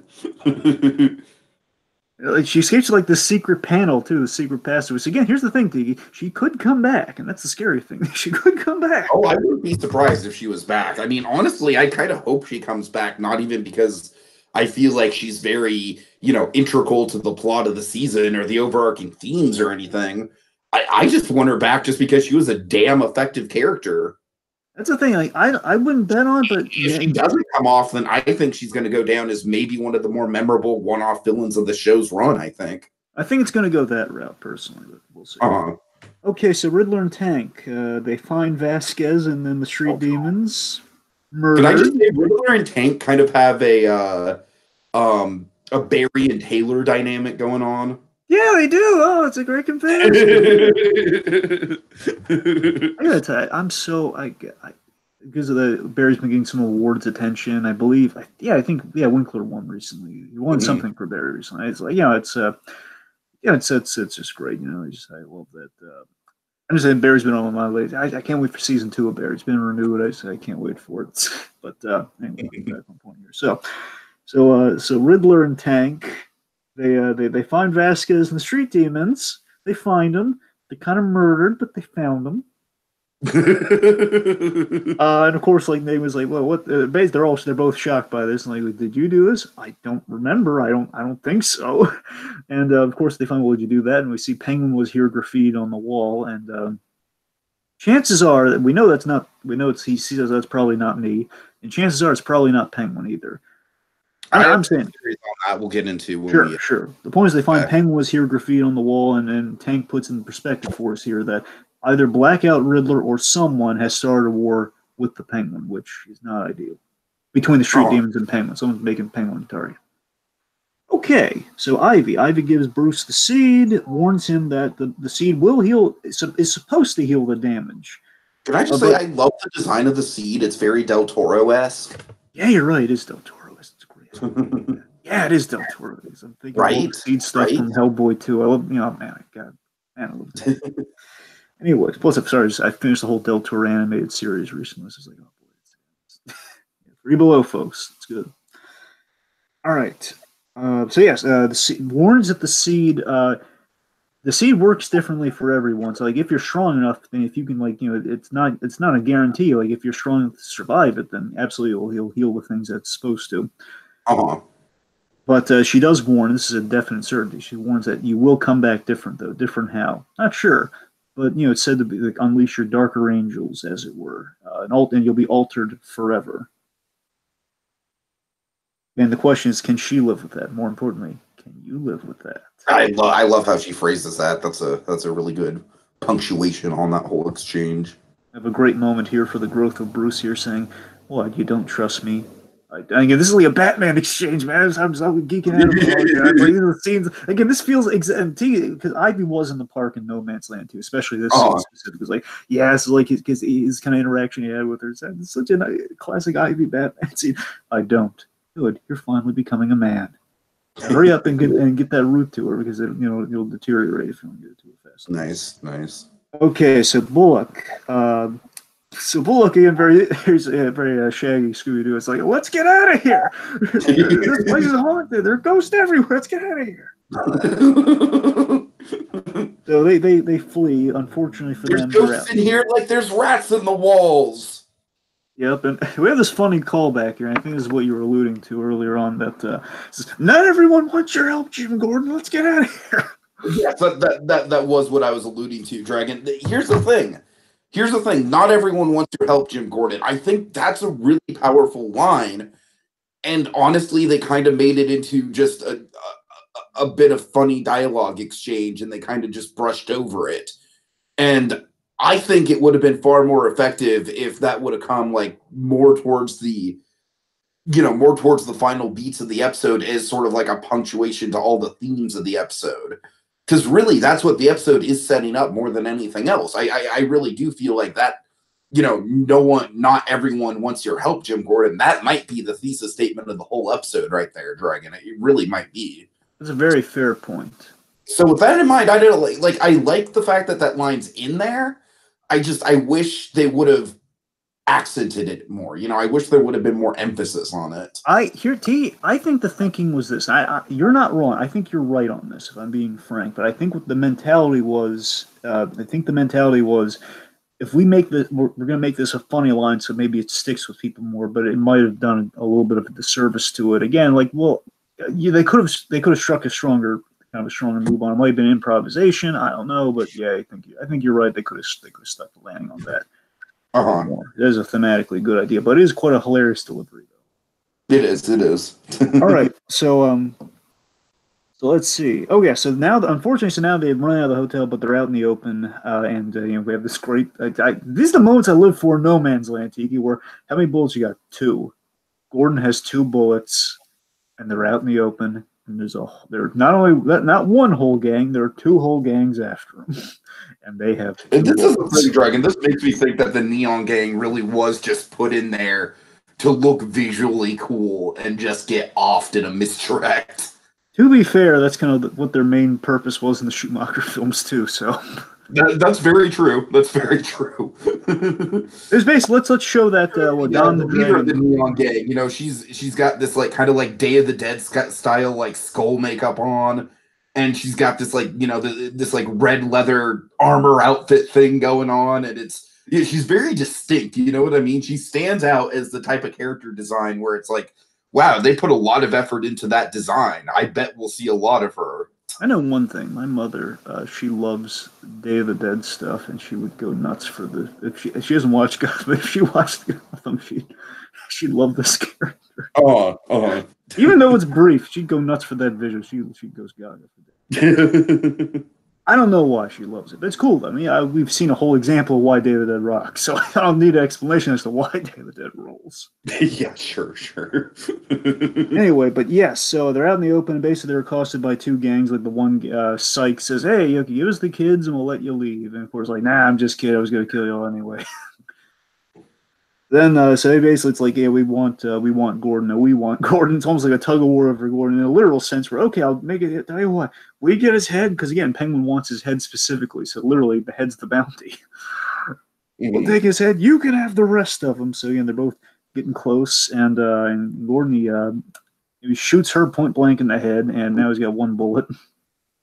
And they know he has 2 bullets, by the way, because again, it's a tense situation, and basically saying like, the whole bullets again are definitely currency of life and death currency in No Man's Land. Now it's like you got 1 bullet and there's a whole gang of us. Well, I'll shoot you then. It's that sort of thing. So what happens? What saves the day? Enter Barbara in a freaking monster truck with a machine gun attached to it. Which, by the way, again, I love Tiki. I'm sorry, the monster trucks are something like from Batman the Cult, and I think that Swamp. No, it wasn't the Swamp Thing comic. It was like basically you have like Gotham in dire straits with monster trucks. It's like a thing from the Batman comics. We're there now with No Man's Land, which is a no-brainer when you put those two together. Like, yeah, let's do it. The place is going to crap anyway. Let's bring in the monster trucks. Why not? So the soothsayers arrive in a monster truck, and now Barbara arrives in a monster truck with a Gatling gun or a minigun or something on it. And honestly, Dragon, I think Barbara is on fire this season between this moment right here and the moment in the last episode where she reacts to Tabitha's death, in that really visceral way. I don't know, man. This might be the best Barbara we've ever gotten so far, two episodes into season 5. Quite possibly. And I think she has places to go to, so...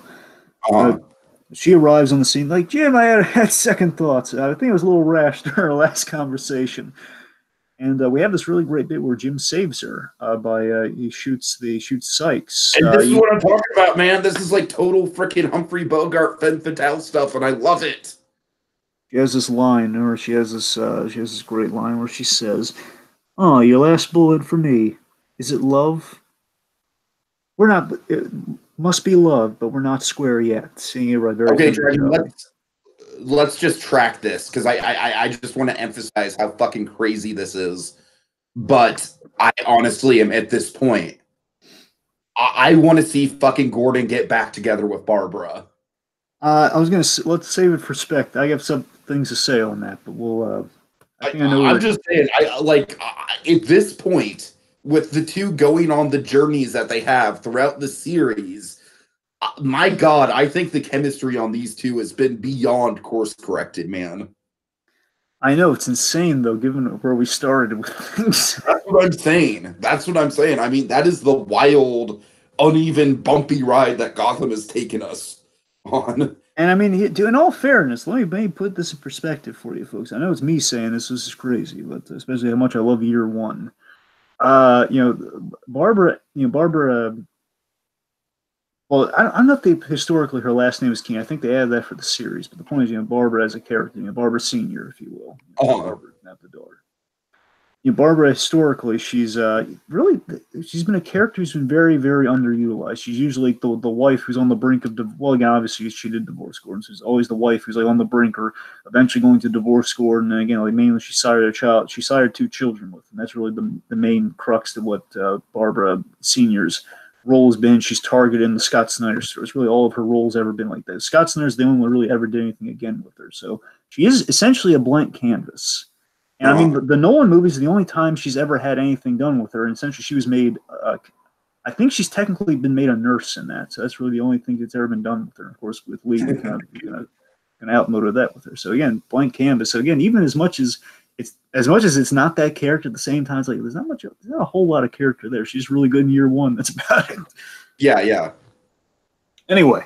So it's a crazy world, folks. That's the moral of the story. So she wants help to kill the penguin, and Gordon says, "Okay, let's just table this conversation until after I get everybody to the green zone." So then we arrive at the green zone. My God, I love the green zone scene because Tiki, I swear to God, I know you're going to get to a Walking Dead reference momentarily. I know. But before you do that, I love that when we arrive at the green zone, it is. When I was watching the scene visually, it's like, oh my God, this doesn't look like the same show.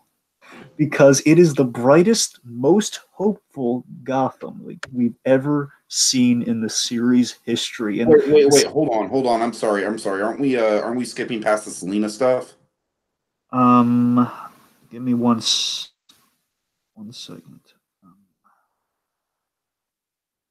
Yeah. Oh no. Yes. No. All that monster trucks. You got me hyped up on the monster. Oh. No. The Selena stuff happens after the monster.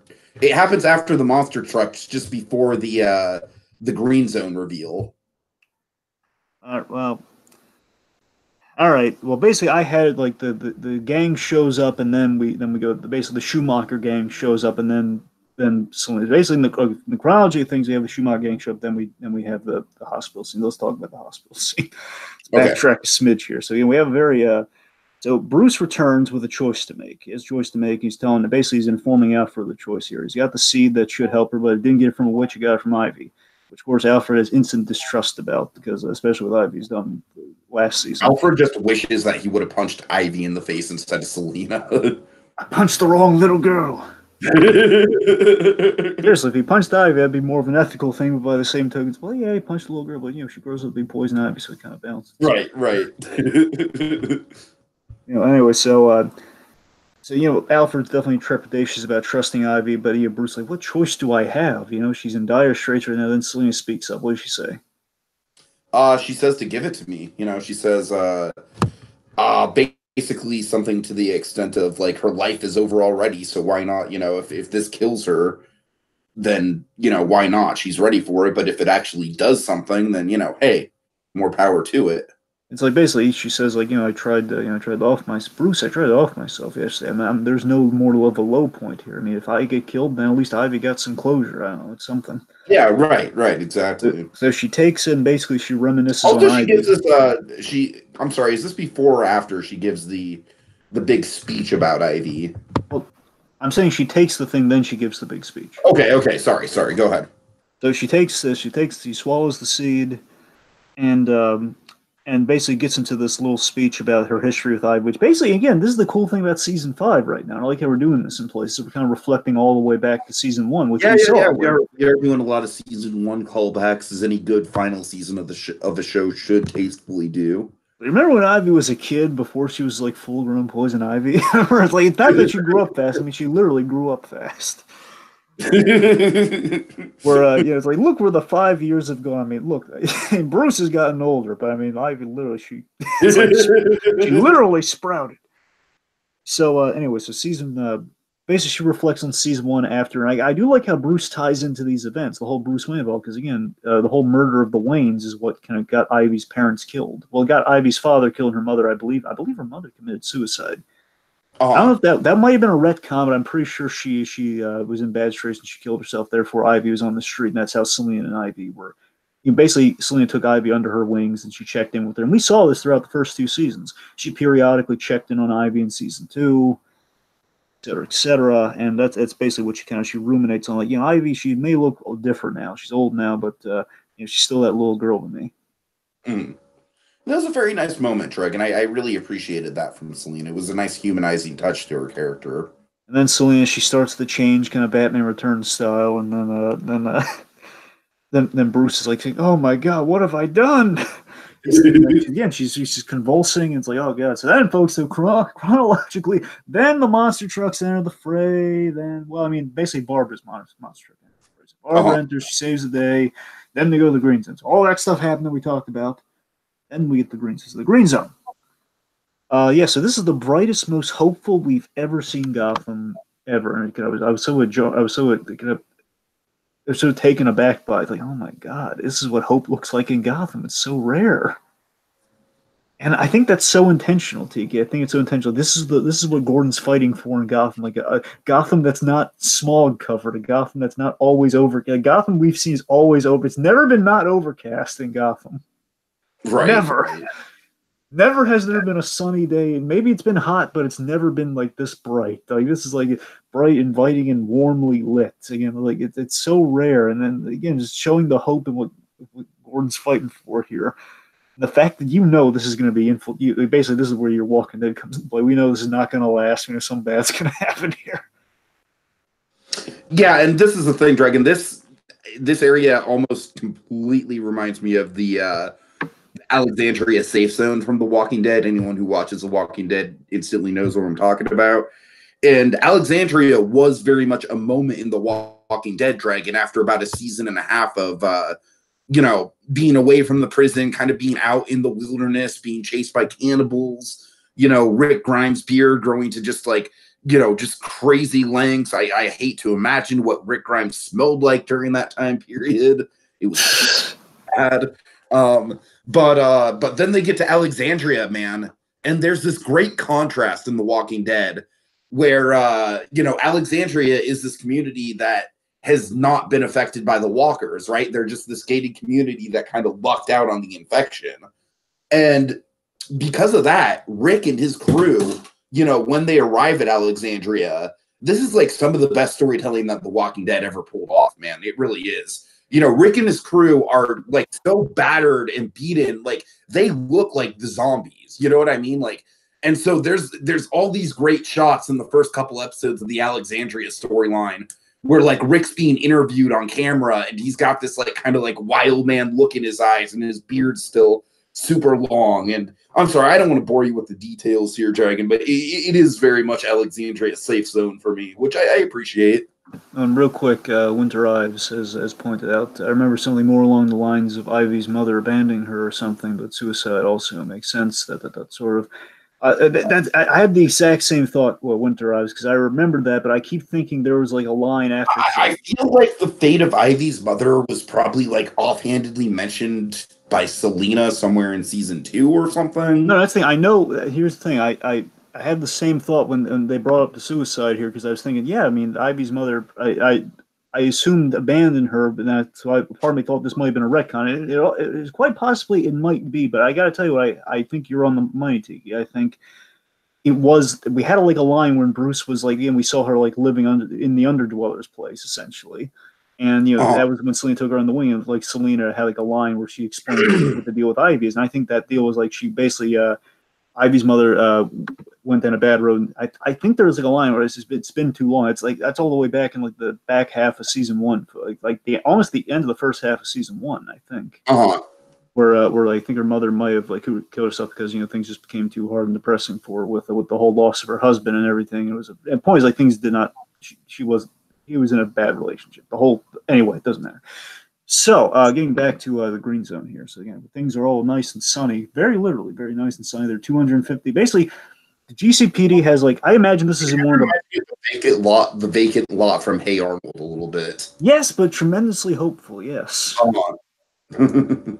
That's the thing. So, essentially, the GCPD, they have, like, a few blocks of territory. And I imagine this is, like, the territory behind the GCPD a few blocks down. That's what I imagine the space is. And Lucius is basically got it all together where it's 250 apartments. They have running water, functioning water, but they don't have electricity yet, which is fair. I mean, they have everything else considering. Of course, the place is going to be full by sundown. They're going to, again, the whole Gordon can't save everybody thing they've been putting out there, which, again, I believe is also, I don't know how big it is in the book, but I know it's like an idea that was there at least at some point in the book where Gordon's trying to save too many people. I remember that was it was a small bit in No Man's Land. I don't know how big, but anyways, this is, Gordon being optimistic here, though. He's saying, well, the place is going to be full by sundown. Then we'll find another place. Like, yeah, and we have this really great bit here. It's a little on the nose, but you know why? I mean, just the Gordon fan, he's like, oh, that's kind of nice. Where this woman comes by the children and says, thank you, Captain Gordon, you delivered us. Yeah, it's a little on the nose.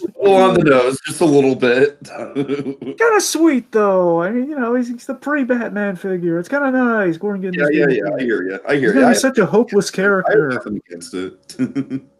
So anyway, then Babs points out that she has unfinished business. We have unfinished business, you and I. We're going to settle that. Then we have a really triumphant yet ominous ending here. So Selena, we learn from the doctor Selena's been stabilized. It's baffling the doctors how, of course, plant magic, but it's plant science. As you do. He's a no man's land doctor, man. He's not going to be up for all plant science. So before Bruce and Alfred leave, he recommends they leave for the night, check back in the morning. Before Bruce leaves, he sees that Selena's gone from her room. It's a very Catwoman-like move. Initially, it's like, oh my God, she went out the window. Oh my God. And of course, after what happened last episode, Bruce is very concerned, like, oh no, maybe she gave up the will to live. Oh God. Yeah, right. So Bruce rushes out, and then we reveal Selena. Selena's walking. She's walking in the two. And this is a really joyous moment. Like the two friends are overjoyed. He hugs Selena, and she's like, I feel different, but I'm better than before. I'm way better than before. So it's really happy ending here. And then we have this great bit where they're hugging, and then Selena's eyes, they go cat eyes. I mean, like her eyes like turn green, like the whole kind of cat eye slits of the eyes. Like, oh God, it's definitely different. All right. Oh yeah. All right. Yeah. Okay. And so with that in mind, Dragon, that's the end of the episode. Let's dive right into spec. I honestly did not get a chance to watch the promo, so why don't you lay it out for me? The promo is very simple, just really cryptic. Okay. So the promo is three shots mainly. So we have Selena's going after Jeremiah. And Bruce wants to protect her, and the whole like, I'm not yours to protect thing. Where basically it's a reluctant thing where she wants to do it alone, and Bruce is going to be going with her. And I'm sure that basically, if a rift's going to form, it's going to form this episode. Is what it's implying. Let's see. There's basically a team up with a different approach. That's the main thing at this whole thing. They showed all the Bruce and Selena clips from next episode. So there's that, and we saw a little glimpse at Proto Harley. Proto Harley, okay.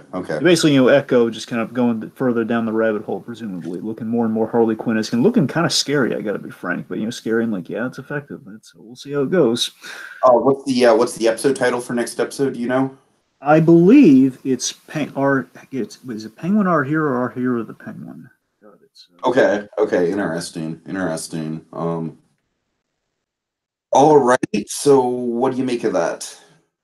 Well, give me 1 second. I just want to. Next one's Penguin Our Hero. That's what it's called. Okay. So that's the thing. I mean, you would expect more Penguin stuff. I wonder if maybe just for like the last hurrah, they're going to do they're going to pull a season 1 where it's going to be called Penguin Our Hero, but Penguin's going to have very little to do with the episode. Dragon, honestly, if they pulled that, I beyond wouldn't mind. I would actually be kind of tickled if they pulled that. That'd be hilarious, but legitimately, what I think they're going to do. I mean, there was no Penguin this episode. To be fair, that's true, but he was mentioned though. Yeah. Okay, legitimately though, what I think they're going to do is I think they just didn't put the footage in the promo because we have that shot from the other trailers when we were speculating this the whole season, where I think like the big this season on Gotham thing from the last episode actually, like Penguin gets in Gordon's face.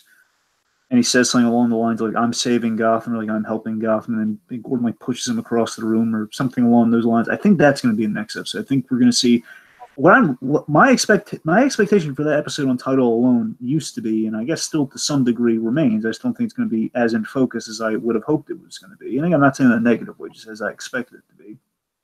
I think we're going to be seeing kind of the cool thing about No Man's Land, our people. This episode, we saw Gordon as like kind of the mecca of hopefulness.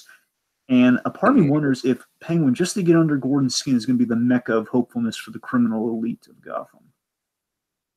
For the criminals in No Man's Land, if you will. I like that. That's an interesting kind of thematic idea.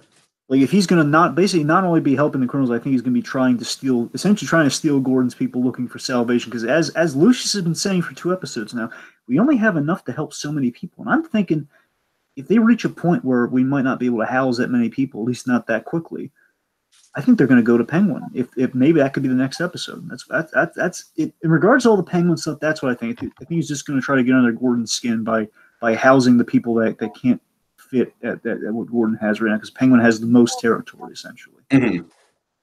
All right, which basically I think Penguin's going to switch his approach from like the arms manufacturing to again just kind of trying to be the hero of Gotham now. Mm-hmm. Okay, in regards to all the stuff that we did see.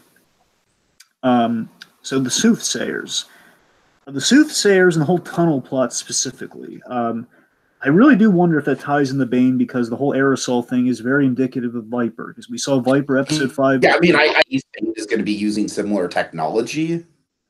That's the thing. So I mean, I keep it looks so much like it's. If it weren't for that technology, I would say it's a completely disconnected event. But by the same token, they look so much like they could be Bane henchmen. They do. And just the way their tech works, I really wouldn't be surprised if they were Dragon. If I were the direction we're going, so, as you already stated, having underground tunnels is a very Bane-like thing to do. So let me connect the dots here, if I may. So I think this smoke it's either just a reformulation of Viper, or it could be the finished version of Venom. It could be. These guys didn't really seem super strong, so part of me wonders if it's just like, again, it's definitely some, gives you energy and stuff. So I wonder if they're just getting high.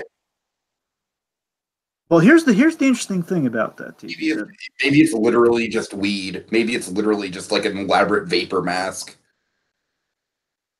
It'll help you future, man. Well, it could be interesting. When it might be. That doesn't sound like a pothead thing to say. Well, I was getting Okay, look, legitimately with the future line though, there is some actual stakes with the future line. So, of course, in the Bane origin, Tiki, which again, I'm really excited to see episode 4. Episode 4 is supposed to be the big Bane origin episode. Panadora.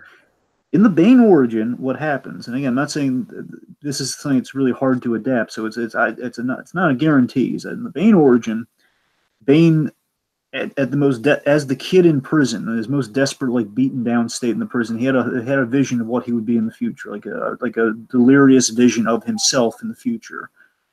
And that whole see the future thing, I wonder if there's going to be a correlation between this stuff giving him kind of like a vision of like what he wants for the future of himself of Gotham. So maybe that smoke correlates to like the whole vision quest of Bane to an extent. Mm-hmm. There's a chance of that, though. Regardless, I wonder if there's going to be an intermediate. I wonder if the smoke's an intermediary between Viper to this and Bane's trying to create Venom, which would lead to Hugo Strange. Or, as we've been predicting, we're going to see like a flashback to Hugo Strange being the guy who created Bane with the Venom and stuff. Sure. So I think the smoke's going to tie into that. I'm not sure how. I think regardless, he's going to have like an aerosol thing. I think that's what's going to. I think it's going to be like the smoke. It's going to be an aerosol thing. And a part of me wonders if we had guys with rocket launchers. So again, it's a question. The real question with Bane this season so far is Bane currently in Gotham? Because I predicted, we all predicted, the rocket launches were Bane taking down that helicopter. Now that would imply that Bane is in Gotham, but if he's not in Gotham, these guys could be digging a hole so Bane can get into Gotham and conquer it, and so they can get out. That could also be it. Mm-hmm. Unclear. And yes, Winter Odds, you're absolutely correct that the Venom is in season 1. Yes, well, it was Viper that was supposed to be. Again, Venom wasn't quite finished yet, but it was on its way to becoming Venom. That Wayne Enterprises is involved in creating Venom. So you're right, and that's kind of what our big collective theory has been, that we're going to definitely pay that off. That was set up in season 1, the whole Viper to Venom thing. So you're not far off. That's some other stuff in Winter Eyes here. I'll read off here because we have some good spec and stuff. I know, I'm sorry, it's like a reference to the Femme Fatale thing. Reminds me of Sophia Falcone moment where she states, "We could have had a good thing, you and I."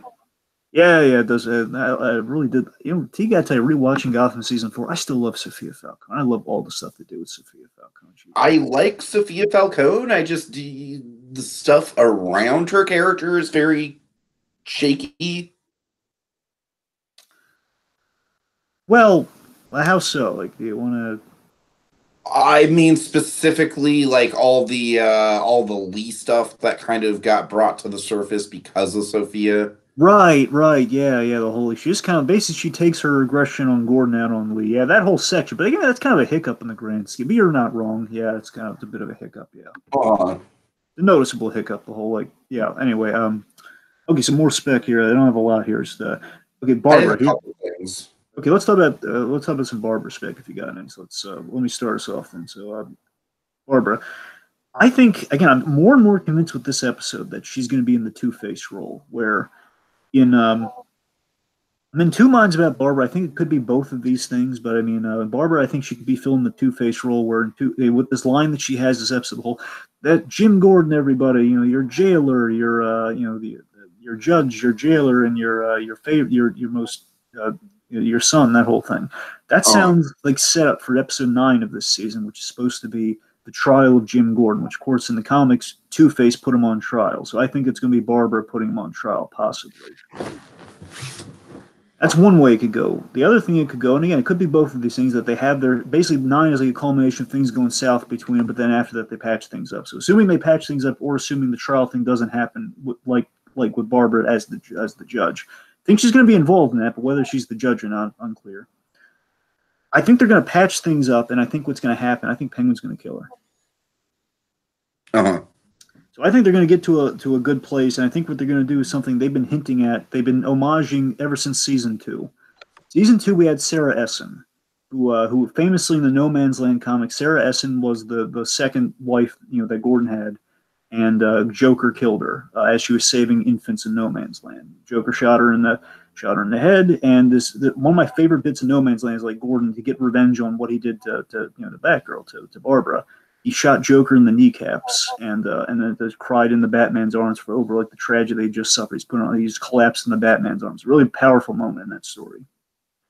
like Joker's like shot in the knees and he's laughing. Oh my God, you shot me like your daughter. Good one, Commissioner. Oh, it's really creepy. All right. So what I'm getting at is I think we shot Penguin in the leg, but more so like the whole, Gordon's responsible for the Penguin, and in the end, Penguin getting revenge on the whole war with Barbara and everything. I think that's good. Penguin's going to be the Joker role for No Man's Land with Gordon instead of Gordon and Joker. It's going to be Penguin and Gordon. All right. What do you got? Honestly, the only real thing that I have substantial that you haven't already covered, my friend, is I legitimately think that Nigma is behind framing Penguin. Really? And he just doesn't remember it. Interesting. I don't know. I feel like that would be a logical direction for the story to go. It's on the table, sure. I'm not getting that sense, but I think that's absolutely a way on. It's on the table, though. It could happen. I think Winter. I'm not sure if, to which thing exactly. I think Winter Ives agrees with you on that. By the way, I think. And then also just like I said, either Penguin kills Barbara, sure, that'd be satisfying, or I don't know. I just want to see Barbara and Gordon like have some sort of reconciliation with each other. To kind of bring things full circle. It's like we've been on such a bumpy ride with these two, but somehow Barbara's managed to not only survive season after season, but get better season after season. And I don't know, man. I just think it'd be a neat kind of like unintentionally full circle. Like, okay, and now these two are in an actual healthy place, both in terms of being good characters and being good for each other. And there you go. I mean, Tiki, that's the thing. I'm not opposed to that by no means. Again, I'm on board for that in a way I never thought I would be in the first season. But right. The thing is, though, we have Lee to factor in, which Lee hasn't been introduced yet, and we know Lee and Gordon are going to at least have a scene together, if not a couple scenes. Frankly, at this point in the series, like just based on everything that's gone down so far, I feel like Lee has a lot more personal baggage against Gordon and vice versa than Barbara and Gordon. That's fair. That's fair, and we'll see how it goes. My point is with the whole Lee stuff, whether Lee and Gordon are going to get together, that's another thing entirely. Which again, I'm not sure about. I mean, I always like those two together, but again, the whole Barbara thing's kind of interesting, and that's definitely have chemistry this season, all that. The one thing that makes me think that we might that Gordon and Babs aren't going to end up together by the end of this is that again the man's Landian parable there, where I think we're going to switch out kind of the Sarah Essen with Barbara thing, which again would be a dramatic way of honoring the source material. No, I mean, I really do think you're on the money with that, Dragon. I'm saying I think basically, to put your theory with mine, I think what we might see play out is Gordon and Babs, coming to terms with each other, reuniting with each other, maybe even getting back together, dare I say, and then... Yeah, and I think you're right about that, yeah. And then once all that happens, that's when we kind of pull the rug out from under it and, kind of doing Babs killing joke style.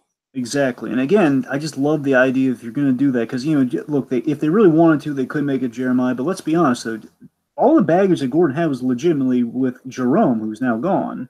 And Jeremiah, Jeremiah is all Batman, / Bruce Wayne obsessed. And again, Penguin is the villain that would tie it all.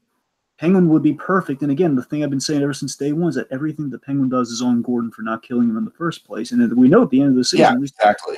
Getting to the heat of the action, he's not going to kill Penguin, but they'll get to a point where I would hope he doesn't kill the Penguin, otherwise it'd be really strange, but still. Especially where we are now in the flash forward. And again, that shooting him in the leg at the beginning of the season, at the last episode, kind of makes me think, oh, that might be like a little nod to where the season might be ending with that. You never know. And I guess lastly, we should talk about Selena now. That's totally the spec I got. Selena, I think pretty. Yeah, I think we've pretty much seen the end result with Selena. Well, not like the end result, but I think we pretty much know what to expect based on the trailers with her. She's going to be more aggressive. Bruce is going to try and reel her in, but it's not going to work. It might make Bruce and Selena's relationship more temperamental than it's ever been before. As we already speculated, they might actually have to come to blows with each other at some point. Yeah, I think we're just for some creepy kind of Pet Cemetery-esque stuff with Selena Dragon. Let me ask you this: just in the history of the show and just where we're at now, presumably where this is going with Selena and Bruce, the idea that we've kind of brought her back, essentially in I guess a more palatable Batman Return style, a more palatable kind of natural version. Like she's not for rant. We know exactly what did this to her. Instead of Batman Returns, like okay, just licked by cats. Okay, it's makes a lot more sense, and I kind of like this where she's story wise, Bruce and Selena, they got to a place of friendship. They're on the same page. Like, why wouldn't these two crazy kids get together? Where they're at a point now where you have the kind of the famous Batman Catwoman dynamic, where okay, these two they like each other, but there's always something in the way, and this would be kind of the big difference in ideology and her getting firmly back on the path of the thief and the path on the path of kind of the free spirit that can't quite be reined in, which feels a little bit more kind of Batman Catwoman. So, I mean, I kind of like how that's working out. You like that too? Yeah, for sure. All right, so all right, that's all we got. I think that's all that we got in the comments. Okay, so final thoughts. What do you got? Yeah, I mean, I thought this was a solid episode. It was definitely a step down from episode 1, but as you already illustrated, that's kind of par for the course with this series. I did think this episode had some really solid standout moments in it. I love everything in that haunted hotel. That haunted hotel set piece was great.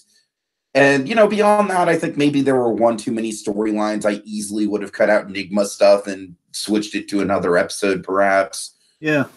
It was still good. It was just kind of like a, as you said, Jared, kind of like a place setting episode. We're kind of getting all the pieces on the board. We're laying out more of no man's land. And, it really is that haunted hotel thing that makes it stand out. As I said, I just wish the haunted hotel thing would have taken up a little bit more of the episode, so it didn't feel like a diversion within the middle of everything. Yep. So, all right.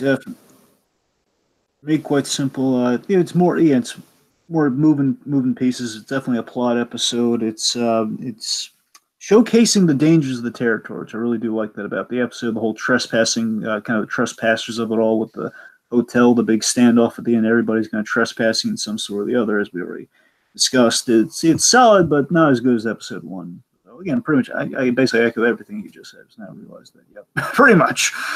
Okay. Remember, kids, however dark and scary the world might be right now, there will be light. There will be light. Until next time when we go exploring Gotham yet again. Especially in the green zone. That place is always light. Look at it. Knives, Jim! Actual knives! Arrows, Jim! Oh, yeah, arrows. What am I thinking with the knives? Man, I'm sorry. That was... All right. I'll redeem it, Dragon. I'll redeem it. You ready? Go on. All right. Same old penguin just wants to kill everybody.